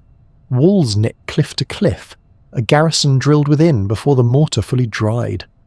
With 2 fists across the water, law changed. A Venetian ship that tested the strait's new rules was sunk. Survivors were impaled or enslaved. News travelled faster than sails. Tribute now meant something heavier than coins, obedience to a traffic light of stone. Upstream towns and Black Sea colonies found their trade subject to Ottoman permission. Downstream cities learned that help sent to Constantinople would need more than courage to pass. The message to Genoa's colony at Galata, snug on the Horn, was subtle. Keep neutral, keep rich, keep quiet. Mehmed's preparation was not only granite and glare. He courted and cowed neighbours in alternating measures. In Anatolia, he cut a truce with the Karamanids to prevent trouble at his back. In the Balkans, he squeezed vassals and watched carefully for any prince likely to turn a tax into a banner. He replaced waverers with steadier men where he could, offered pardons that cost his enemies more than his mercy did, and sharpened the lines of his own authority. Hunyadi's defeats and the papacy's fatigue had already taught much of Europe to read the frontier as a line that moved toward them, not with them. Artillery stood at the centre of his argument. A master founder, known in sources as Urban, a craftsman likely Hungarian or perhaps Wallachian, presented his skills first to the Byzantines and then to the Ottomans when the empire proved too poor or slow to hire him. In Edirne, Mehmed gave the man what he needed: bronze by the ton, charcoal, clay for moulds, and men to pump bellows until their arms shook. Out of the foundry came bombards so large they required teams of oxen to drag them, and days to cool after firing.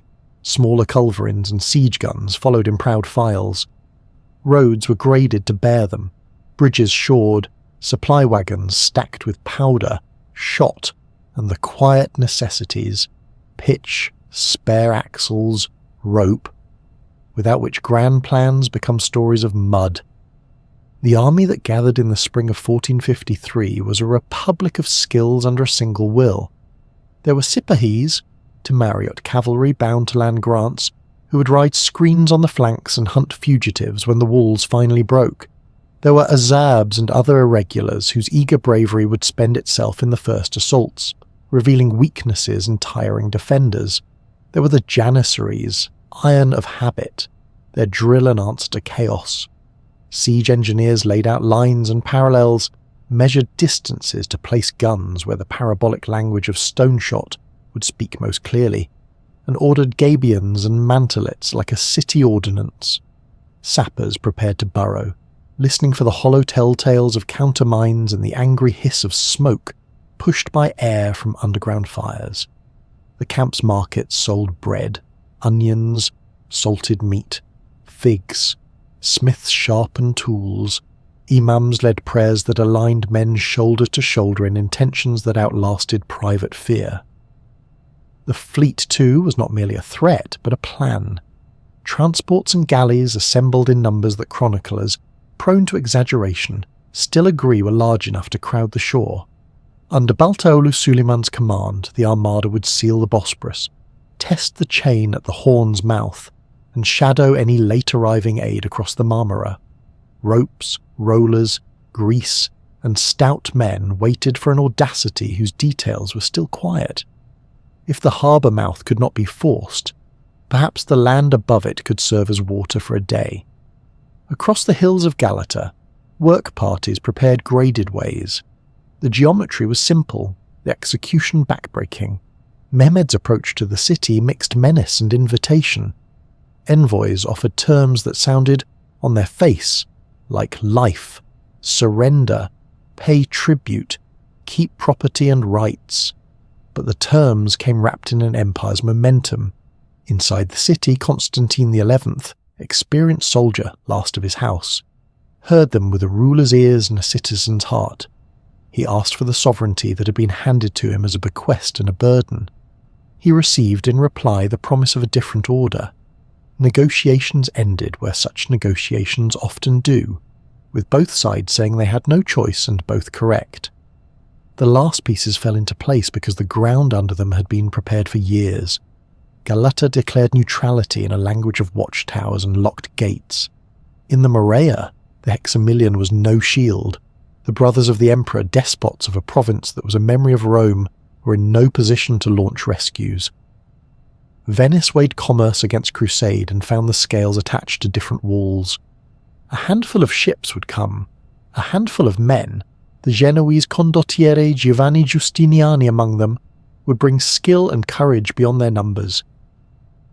But the calculus disliked handfuls. On Thrace's plain the grass greened. Columns of men and oxen bruised it brown. Guns arrived on carriages reinforced with rawhide and prayers. Tents rose and aligned like a city mimicking another city. On the landward side, near the gate of St. Romanus, where the ground invited siege engines and the walls, though mighty, offered a line that could be hammered day after day, work began with the determination of a craftsman and the appetite of a king. Behind the circuits of stone, bells called defenders to their stations. Cistern keepers counted in the dark. The chain across the Golden Horn lifted, links bright with oil. Before dawn, on an April day, the plain woke to the sound of stakes going in, ropes stretching, animals snorting, and voices organising the morning.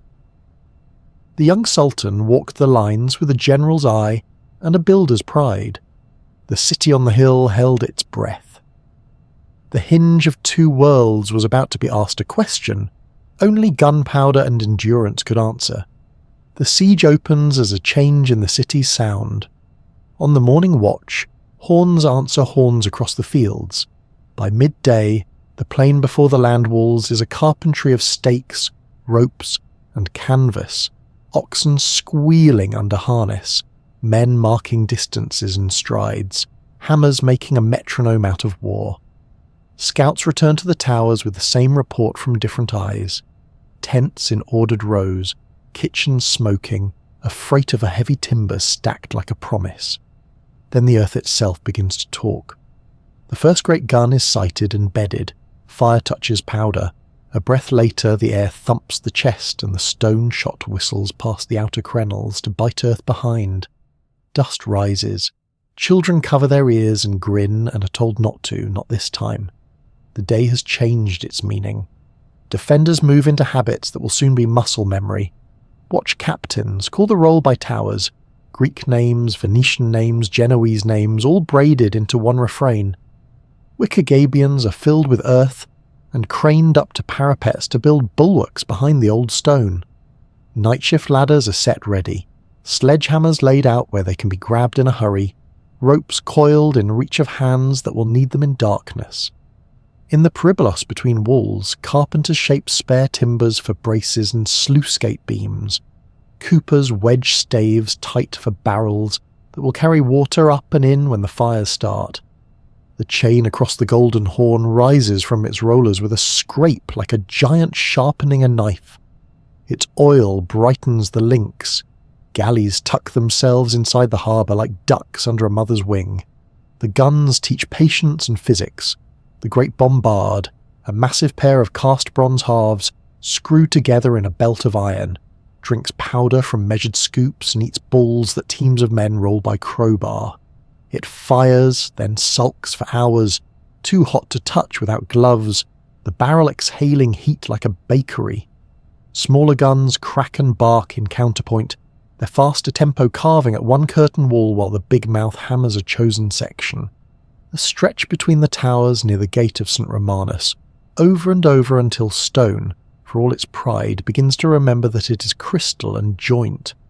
Sometimes a muzzle splits, sometimes a trunnion gives, sometimes a vent flares back and scalds the crew.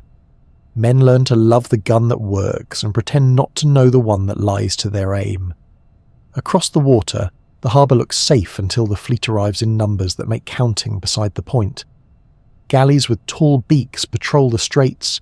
Transports with their bellies full of men and timber ride lower than comfort. They nose at the chain, beaks refusing iron. Darts and bolts answer. A few boats drift back with oars broken like teeth. In the shipyards inside the Golden Horn, shipwrights scrape hulls, recork seams, and listen to older men tell stories of the city's navy when it could decide a battle rather than comment on it. The chain holds, and for a moment there is relief. That relief is exactly long enough for an audacity to hatch. Before that surprise lands, a smaller miracle runs the gauntlet. 4 Christian ships, 3 light and handy, 1 a fat-bellied grain carrier, sails like wings set for a hard wind, appear on the horizon one April afternoon. Ottoman galleys splay out to cut them off, oars beating a hard, steady time, drums calling rowers to their limit. Inside the chain, citizens fill roofs and quays, 1,000 anxious throats tightening as the ships tack and hold and tack again, inching toward the mouth while cannon smoke flattens in the damp air. The fight is close enough for men on the walls to see faces, curses, splinters. At a last moment that feels like a week. The wind catches just so. The heavy ship's bluff bow shoves through a cluster of galleys like a bull through cornstalks. Grapnels are cut away. Sails belly. Shouts turn to screams and then to cheers as the convoy slips inside the chain under a rain of bolts. The little victory is more than supplies. It is a drink of hope poured into a city that spends hope faster than water. The Sultan's answer is part engineering, part theatre. At night, lanterns move in files up the hill beyond Galata. By daylight, the slope is greased. By dark again, a grid of rollers sits ready. At dawn, there are ships where ships should not be. Pulled overland on timbers, masts leaning like tired men, hulls sliding on tallow and planks. They go up out of the Bosporus, over crests a mule would consider too much, and down into the Golden Horn behind the chain. Galata's watchmen look everywhere but at the road, practicing neutrality as a trade. When morning comes proper, citizens on the seawall blink and swear and cross themselves. The harbour behind them, yesterday a pantry guarded by iron, is now an arrow aimed at their side. Guns bark from new rafts. Engines rise on hastily built platforms. Grapnels and ladders are counted when no one thought to count them. The city becomes a triangle of dread. Walls hammered on the landward side, the Horn boiling on the north. The Marmara watched as always, just in case the past arrives too late with sails. Life inside the walls becomes a rhythm of fatigue and stubbornness. By day, the guns pound and men with slung shields scuttle along parapets to carry baskets of earth to the newest bites in the wall. By night, teams with picks and shovels and lamps and prayers run to the same places with timber braces and wicker screens, ramming soil into gaps until a breach that looked like a throat turns into a bruise. Over and over, the men who direct the repair work, Genoese Captain Giovanni Giustiniani first among them, learn to see stone as if it were flesh, to feel where a wall is still thinking like a wall, and where it has started to remember the quarry. The Emperor works among them without announcing it, moving from tower to tower, shifting reserves like a chess player who knows his pieces are few, but his hands are calm. Underground, a second siege proceeds. Miners on the Ottoman side push galleries toward the foundations, listening for the change in echo that tells of voids, counting strokes so crews can swap without losing the rhythm of the dig. The defenders answer with their own tunnels, guided by a German engineer who has taught them to lay bowls on earth, and hear distant picks like rain. When they find a sap, they flood it if they can, smoke it if they must, fight in lamplight if there is no better choice. Men come up coughing, hair singed, eyes rimmed in soot, and go back down because there is no other direction to go. Above ground, sappers roll mantlets to the ditch, their leather faces shining with oil, and try to set ladders where every tower sees them. The weather becomes a character in the story. Cold mornings tighten joints and stiffen rope. Warm afternoons loosen men's tempers and turn the ditch into a batter of mud that swallows shoes and courage. Rain helps repair crews tamp earth into breaks, but it helps gunners too. Smoke lies low and sight lines lie. When wind swings to the north, the Bosporus current carries news and smell. Fish when it's generous, powder when it's not. On a night near the end of May, the moon's lower edge disappears as if someone had taken a careful bite. People on roofs stare and say things they've heard since childhood, some of them true and none of them useful. The eclipse makes officers curse because men who are already tired of fear do not need the heavens to pronounce. Supply shrinks without quite collapsing. Bread rations thin, ovens run earlier to stretch flour further. The smell in the streets before dawn is still warm and good, but fewer people get a loaf. Water from cisterns is measured with attention, and a click of a tally stick against a post. 1, 2, 3. Enough for today, not enough for carelessness. Arrows are collected from the foot of the wall, and fletchings rewound. Pots are filled with pitch and held ready for the moment when a ladder top clears the parapet. Jars of lime are set where a thrown smash will blind the first man over. Merchants who stayed in the city bring out sacks from under their floors and learn to find a higher price and a clear conscience standing close together. Monks open storerooms while chanting psalms that tilt toward petition. A woman at a corner fountain tells a child who asks too many questions to hush and pray, and hears herself sound like her mother. Inside the camp, the siege is its own city. Baked bricks dry in rows near the batteries. Rope is twisted on frames that need 4 men to turn. Farriers move from tether to tether, checking hooves and hearts.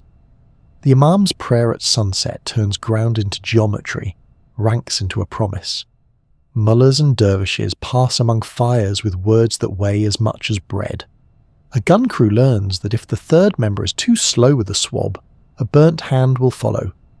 A sapper learns that tossing earth forward from a crouch is faster when fear makes upright impossible. The Sultan rides to inspect at odd hours and finds what he wants.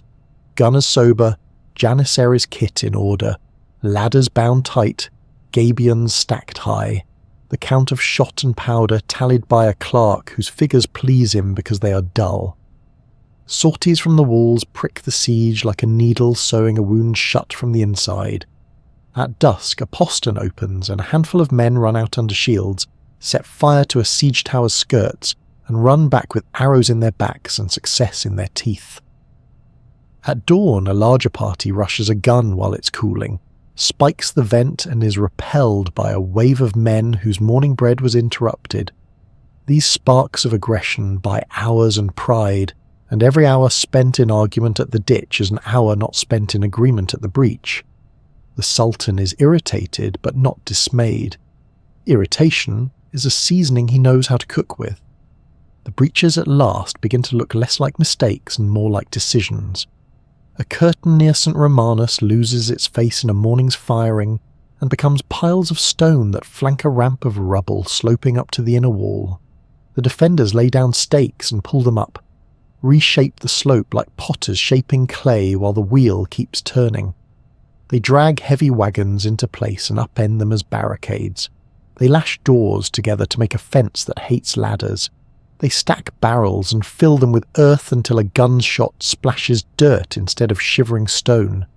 The work is never finished, because the guns do not intend it to be. Giustiniani becomes an everywhere man, left shoulder wrapped, voice raw, eyes reading the line like a coin reader reads where. He receives messengers without making them wait, speaks to men by name when he can, by tower when he can't, and keeps appearing at the place he's least expected, because that is where courage most needs to be visible. The Emperor's presence has a quieter efficiency. A hand on a shoulder, a question about a son, a reminder that the city is a fabric whose threads are equal, whatever their colour. A Venetian captain swears too much and works just enough. A monk prays too loudly, and then hands up baskets of stones to men who will throw them. A boy volunteers to carry water and end the day knowing every stair by heart. Assaults during the long weeks are not yet the assault, but they practice the form. First, irregulars tumble toward the walls in a shout, ladders on their shoulders, shields over their heads. They force defenders to reveal how arrow-rich they are, where the angles open, where hot sand or quicklime waits. They fall back and insult the city loudly because they are supposed to. Then come better troops with better gear. They test the repaired breaches and find that the repairs are alive and angry. A few find the top of a ladder and die in a small singular way that history cannot count. Night claws around both sides, and the ditch smells like iron and mud. Dawn discovers new piles of bodies where the slope steepened and old laughter on towers that stayed towers. Everyone subtracts and adds and draws the same conclusion. Tomorrow. Again. When the order for the final storm goes out, it moves like a pressure wave. Drums answer drums. Messengers who have not smiled during the siege smile, because they will not have to remember another set of instructions tomorrow. The Sultan orders prayers across the field. In the city, bells begin to ring for a vigil that will last until the choice is made for them. Icons are carried in a circuit along the walls, hands reaching from parapets to touch frames and push grace outward. In Hagia Sophia, candles multiply until the nave is a floating garden of light, and beeswax smells like a kind of courage. Soldiers confess in corners of chapels and tie sashes tighter. Women bring forward the last of the cloth and bread their homes concealed. Children fall asleep against mothers' skirts, while the choir's lines lift and settle like the sea in a deep weather. Night before the storm is a ledger of small preparations, In the camp, ladders are stacked in files beside the units that will die carrying them. The Janissaries' match cords are cut to the right length and hung on belts. Powder is kept dry under oiled skins. The guns fire intermittently to keep the defenders awake and guessing. On the walls, repair teams pull carts closer to the likely breaches and tie lamp wicks so they will not gutter in a draught. Archers count their bundles and sharpen heads with a stone that has already seen too much. A captain walks the parapet and stops to grip the wrist of a man whose fear is showing in how he breathes. The Emperor sleeps not at all and does not pretend otherwise. An hour before dawn, a silence drops that is not peace. It is the kind of quiet that follows the breath you take just before you jump. The first wave goes in with a roar that is part human, part drum. They run to the breaches, stumble on rubble, try to plant ladders where hands above shove them away with pike butts and stones, and they die in heaps that become ramps for the next ranks. The defenders spend arrows and curses at the same rate. Cauldrons pour, jars burst. Someone on a tower drops a heavy chain that turns the top of a ladder into a bad idea. The first wave achieves what it is meant to. It tires the defenders and marks the places where the morning will be decided. The second wave is heavier, steadier, better shielded. They move behind mantlets, advance, drop, advance. They bring fascines to fill the ditch and find that a ditch can be a throat forever if the defenders are stubborn.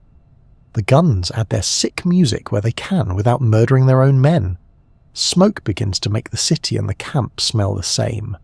A section near St. Romanus sags, a portion of the inner barrier there buckling under the long argument it has had with physics.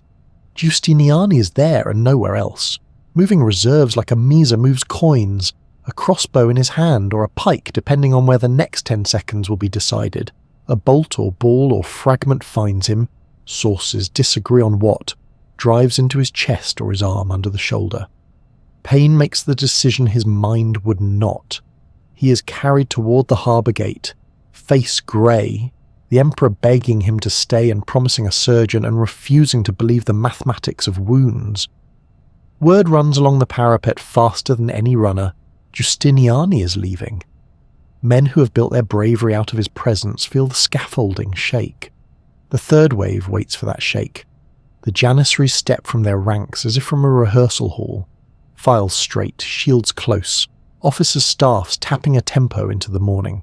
Their drums do not thunder, they insist. They do not waste words, they climb. Somewhere at the angle where the Blachennet's newer fortifications meet the older line, a small gate, the Kerkerporta in later telling, stands ajar or is forced, a misprision, a chance, a fiction with truth's teeth. A few men get in where no one should.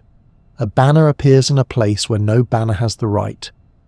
At nearly the same moment near St. Romanus, the first men over a smashed barricade find their feet on the inner wall walk instead of a grave. Panic and momentum share a cup.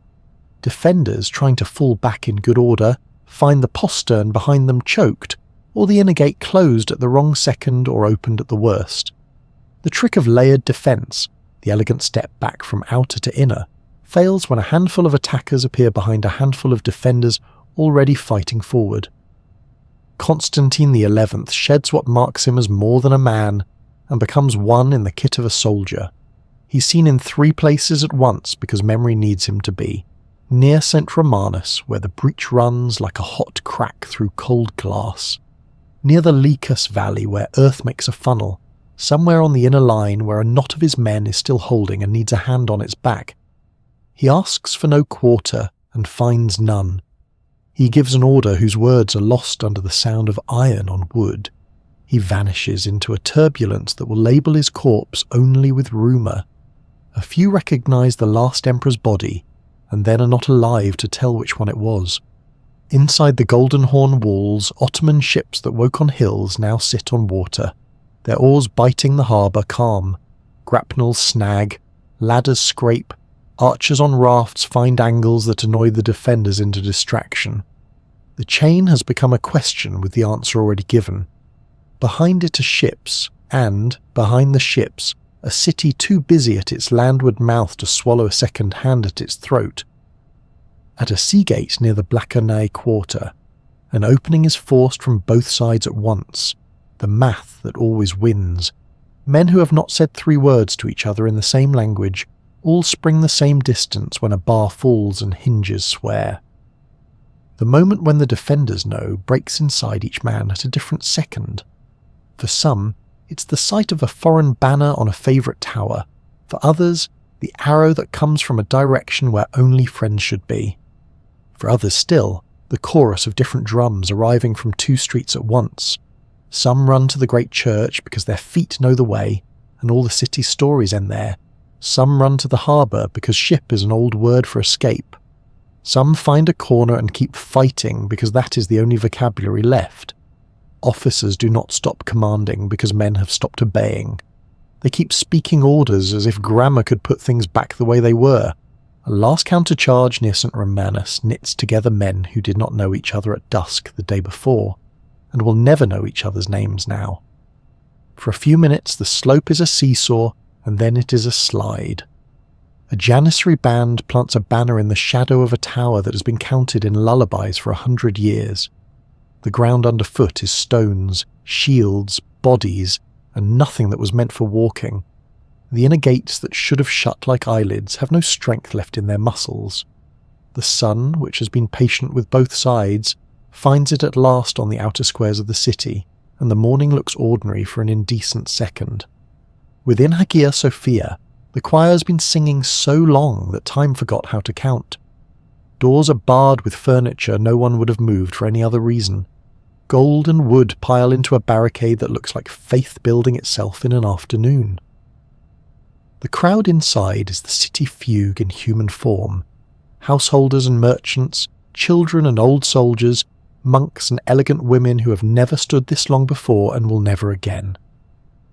A rumble moves through the narthex like a giant turning over in sleep. The bolts on the outer doors jump in their seats. The inner doors shiver. The dome, insensitive to politics, holds itself up the way it was taught. Outside, the conclusion spills down streets and across squares, through markets and into courtyards, over thresholds polished by other stories. The siege ends by becoming the city. The morning after the thunder quieted, hooves and boots threaded the same streets where prayers and alarms had tangled the day before. The young ruler rode into the city not by a triumphal arch, but over the same wounded ground that had resisted him. He took in the contours that had survived, the concave sweep of the hippodrome, the rhythm of markets under colonnades, the skyline's great curved weight, and he made a decision whose symbolism everyone understood. He dismounted at the vast church that had framed coronations and vigils, walked under its shadow, and gave a simple order: let this house stand, but let it speak in a new tongue. Bells were silenced. A wooden minbar rose where an ambo once stood. A mihrab recognized a different holy horizon, and the first call to prayer threaded itself through the same air that had carried incense and antiphons. At that moment, power chose preservation over spectacle. Stone would change meanings, not shapes. For a time the city behaved as cities always do at the end of a siege. Shutters hung loose, courtyards stood open to sky where roofs were missing, and people followed food and rumour to the nearest working gate. The conqueror allowed what custom and army expected, a period of sack, and then called it off sooner than rumour thought he would. He began counting, the way administrators do when they mean to keep what they have taken. Households, shops, crafts, vacant plots, churches to become mosques and churches to remain churches, cistern capacities, warehouse inventories, the state of the shipyards, the names of men with skills. A capital was not a trophy. It was a system to be restarted. Repopulation began with orders written in a crisp hand and carried by riders who knew back roads. Officials went out to towns in Anatolia and the Balkans with a plain message: the seat of the world needs people. Some families came unwilling, others with relief. Craftsmen promised workshops, merchants promised stalls, religious communities promised the right to pray, and to adjudicate their own family matters. Greeks, Armenians, Turks, Jews, Albanians, Slavs, and others followed the roads to the Bosporus, their voices and trades braided together by policy into a population. The city's neighbourhoods began to sound like a market of languages again. In time, a flood from far away would join them. Sephardic Jews pushed out of Iberia at the end of the century, welcomed by a sultan who prized skill and saw opportunity in loss elsewhere. New streets learned new songs, Ladino in one, Armenian in another, the Greek that had never left holding its lanes, Turkish spreading in offices and barracks, Arabic in the recitations of students bent over Quranic pages in newly founded schools. Administration found a shape that could endure. The ruler styled himself Caesari Rum, Caesar of Rome, as well as Sultan, and moved quickly to plant institutions that would make the title more than a flourish. He recognized the Orthodox Patriarch as the head of a religious nation within the state, granting him headquarters, privileges, and a responsibility for his flock. Other communities, Armenian Apostolic, Jewish, received similar frames for their autonomy. This was not equality as a modern slogan would have it. It was governance as layers, each millet a jurisdiction for worship, marriage, burial, charity, with the sovereign's law above and around. Taxes flowed up, protection and oversight flowed down, and a city that had almost ceased to be a city began again to make rules about everything from bread weight to shop hours. Construction told passers-by what the ledgers said. Near the old Acropolis, on the first hill, a new palace spread out like a campsite that had decided to become permanent. Courts opening into gardens, kitchens the size of small villages, treasuries with doors that knew exactly who was permitted to pass. From those terraces above the Marmara, the ruler could look south to the islands, north across the Horn to Galata's slope, east to the straits where towers still pinched the channel, and west to the long measure of the land walls. Within the palace, a new etiquette learned the old city's trick, choreograph power until it looks inevitable. Across town, on the site where emperors had once slept among relics and burials, the Church of the Holy Apostles now a broken memory. Foundations went in for a new complex whose mosque would carry the conqueror's name. Around it rose a ring of buildings that defined the Ottoman urban idea: schools for law and theology, a hospital, a soup kitchen, guest houses for travellers, baths, markets. Charity and instruction were the ribs that kept the capital's chest rising and falling with calm. In the bazaar quarter, a vaulted Bedestan stone market anchored trade like a keel.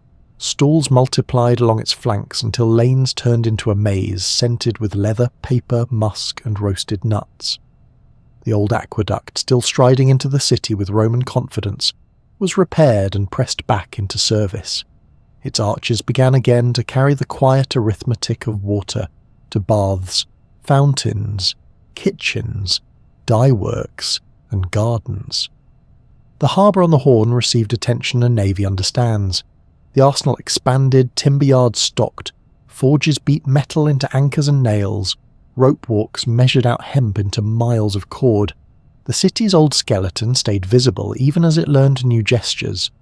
The hippodrome, no longer a theatre of chariots, became the Apmeidana, the horse square, where court rituals and military reviews marched under the same Egyptian obelisk, and coiled bronze serpents that had watched the Dems roar centuries earlier. The Theodosian land walls remained a perimeter and a memory. At their southern end, the conqueror folded the white marble Golden Gate into a new fortress, Yedikul, the Seven Towers, making triumphal architecture serve centuries. Gate names stayed on people's tongues, though the languages that named them shifted. Neighbourhoods kept reputations. Wells kept the particular taste by which locals identified them, especially in summer. As the Ottomans settled their capital, the rest of the Eastern Roman world finished its long unwinding. The Morea's last redoubts fell. Trebizond, perched on its Black Sea shelf, lowered its banners. Islands changed hands one by one. Monasteries, especially on Athos, adjusted to life within a new empire, copying manuscripts and ringing bells at hours no tax farmer could change. Greek families who left for Crete or the islands or Italy carried relics, icons and grammars across the water. Some taught Greek to Latin students in northern cities, or added manuscripts to libraries whose keepers were just learning to value them. Scholarly migrations had begun a generation earlier, of course, and would have happened for many reasons. Still, the fall gave the West a story to tell itself about inheritance, and that story moved money and curiosity. A Florentine cardinal, born a Greek and comfortable in both worlds, gathered books and pupils. Copyists in Italian towns traced letters whose shapes had crossed the sea. Artists and architects looked east and found in domes, and light, a rigour they made their own. Across the ocean winds, other stories were at work. Caravels nosed south along the African coast. Calculations of longitude and profit tilted toward horizons that had not yet heard of the Bosporus. History does not change for a single cause, but the loss of the straits to a Christian imagination nudged merchants and princes toward the idea of routes that needed no permission. Inside the city, the long echo took on a daily soundscape. Dawn began with the layered call of muezzins from minarets that rose one by one around new and old mosques. Elsewhere, bells continued to ring inside courtyards, where the faithful gathered under grape arbours and stone arches. Market cries took up the day's middle hours. The slap of oars and the bang of hawsers against quays marked the rhythm of work along the Golden Horn. The evening call folded everything into a hush that smelled of charcoal and stew. On Fridays, the ruler's procession to mosque stitched the city's quarters together. Infantry in polished order, guilds displaying tools and banners, janissaries bearing the discipline the state prized, all moving past women on balconies and boys running along side streets to catch another glimpse. On great feast days, the Orthodox Patriarch rode in a smaller but no less deliberate pageant, a reminder that an older continuity had not been erased. The city became expert at holding more than one story in its mouth without dropping either. Titles and offices learned new syllables. Greek scribes found positions in chancelleries where their skills counted more than their mother tongue. Armenian goldsmiths and scribes did the same. Jewish physicians served at court and taught apprentices who would form their own lineages. The law wrapped itself in two cloaks: religious jurisprudence taught in madrasa courtyards, and the Sultan's Qanun, practical edicts for taxes, timbers, road repairs and punishments, sewn together by the ruler's signature. Population registers described the city in fine lines, district by district. Vakuf endowments paid for oil in lamps, soup in bowls, and the slow, steady repair of schools and bridges. A traveller could cross the capital in half a day and pass through a dozen economies: silk in one lane, copper in the next, parchment and rag paper in another, wood smoke and dye steam braiding overhead. The next century crowned the conqueror's calculation with a flowering. Under a ruler whose name the world still uses to measure legal majesty, the city dressed itself in buildings that made the skyline into theology. A mosque complex lifted above the Horn like an argument for proportion. A bridge planned by a Tuscan genius who sent drawings across the sea and, centuries later, would be nearly realised by a different generation, and above all, works by a master builder who turned stone into breath. He repaired the old aqueduct so that water once more declared the city's continuity, and then raised domes whose interiors taught space to be kind. Their courtyards made shade into a social good. Their schools turned scholarship into architecture. In those years, travellers sketched the view from the water and wrote that the city looked like a necklace of hills strung with mosques as pearls, old domes and new domes conversing over cypresses. The long memory did not forget where certain stones came from. In the Atmedana, the ancient obelisk told of a pharaoh and a Roman and an emperor after that.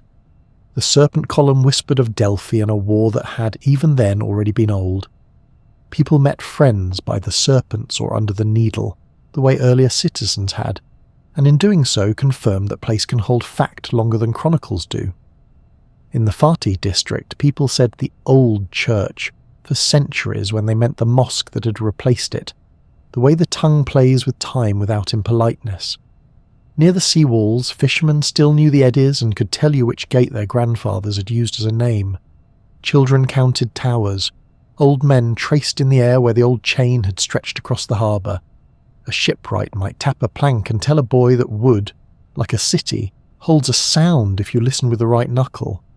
Elsewhere, the city's new status changed maps. Western engravers drew the straits with an attention they had not given before. Portolan charts emphasised capes and currents, noting the towers that could stop a ship or let it pass. News reached the capitals of Europe in the same way the grain ships had once moved, slowly when the wind refused to help, fast when it favoured, always accompanied by stories. Some tales were rehearsed into sermons or theatre, fear and fascination appearing on stage with turbans and scimitars. Others were studied quietly, reports on taxes, garrisons, roads, the temper of a sovereign. Alliances bent and straightened, embassies sailed with gifts and received gifts. Treaties recognised that the empire now straddled 2 continents with a hand on both seas. From the east came ambassadors too, Persians and later emissaries riding the long grass from farther still, turning the capital into a waiting room for the world. For the orthodox world beyond the walls, the city's fall rearranged gravity. Old centres in the Balkans took on larger roles. A northern prince's court adopted a new title for itself, Third Rome, as a claim and a comfort. Monasteries kept Greek letters alive with a quiet defiance that never needed volume to be heard. Greek communities inside the city adapted to taxes and permissions, kept guilds and schools, mended churches and taught children, argued about saints and calendars, and invented ways to make the old calendar fit the new clock. They learned the new court's etiquette enough to petition effectively, and remembered enough of the old to keep their self-respect. The city had always asked its people to memorise more than one script. It is possible to sit on a seawall in those first years after the conquest, and watch change make its own slow weather. A pair of minarets rise beside the great church, slender and vertical, a different kind of exclamation point beside the dome's calm sentence. Later, more will come. A timber crane turns through a circle against the sky all day, lowering stones into a foundation whose plan only the master mason knows, the foreman marking his tablet with chalk at sundown, and counting how many men he will need tomorrow if the wind stays out of the north. The Golden Horn's surface is ribbed by oars. A unit of janissaries drills in the horse square, their steps insisting on a time separate from the hubbub just beyond. On the hill behind them, boys at a medjugorje trace letters on slates in dust. In a courtyard shaded by a fig tree, a priest hears a confession and then argues about scripture with a deacon until both of them laugh. In a lane where copper beats copper into bowls, an Armenian master and a Greek apprentice invent a private language of nods that nobody else notices. Through all of this, the city keeps its ancient vocation, to be the hinge. It takes in grain from the Danube's long valley and ships it where the ruler wants. It accepts furs and wax from the north, spices and silk from the south and east, and remakes them into wealth by adding rules to goods. Weights tested, customs counted, contract sealed. It feeds armies, houses scholars, dazzles foreign eyes just enough to make negotiation easier, and burns through men and money at a rate only a capital can sustain.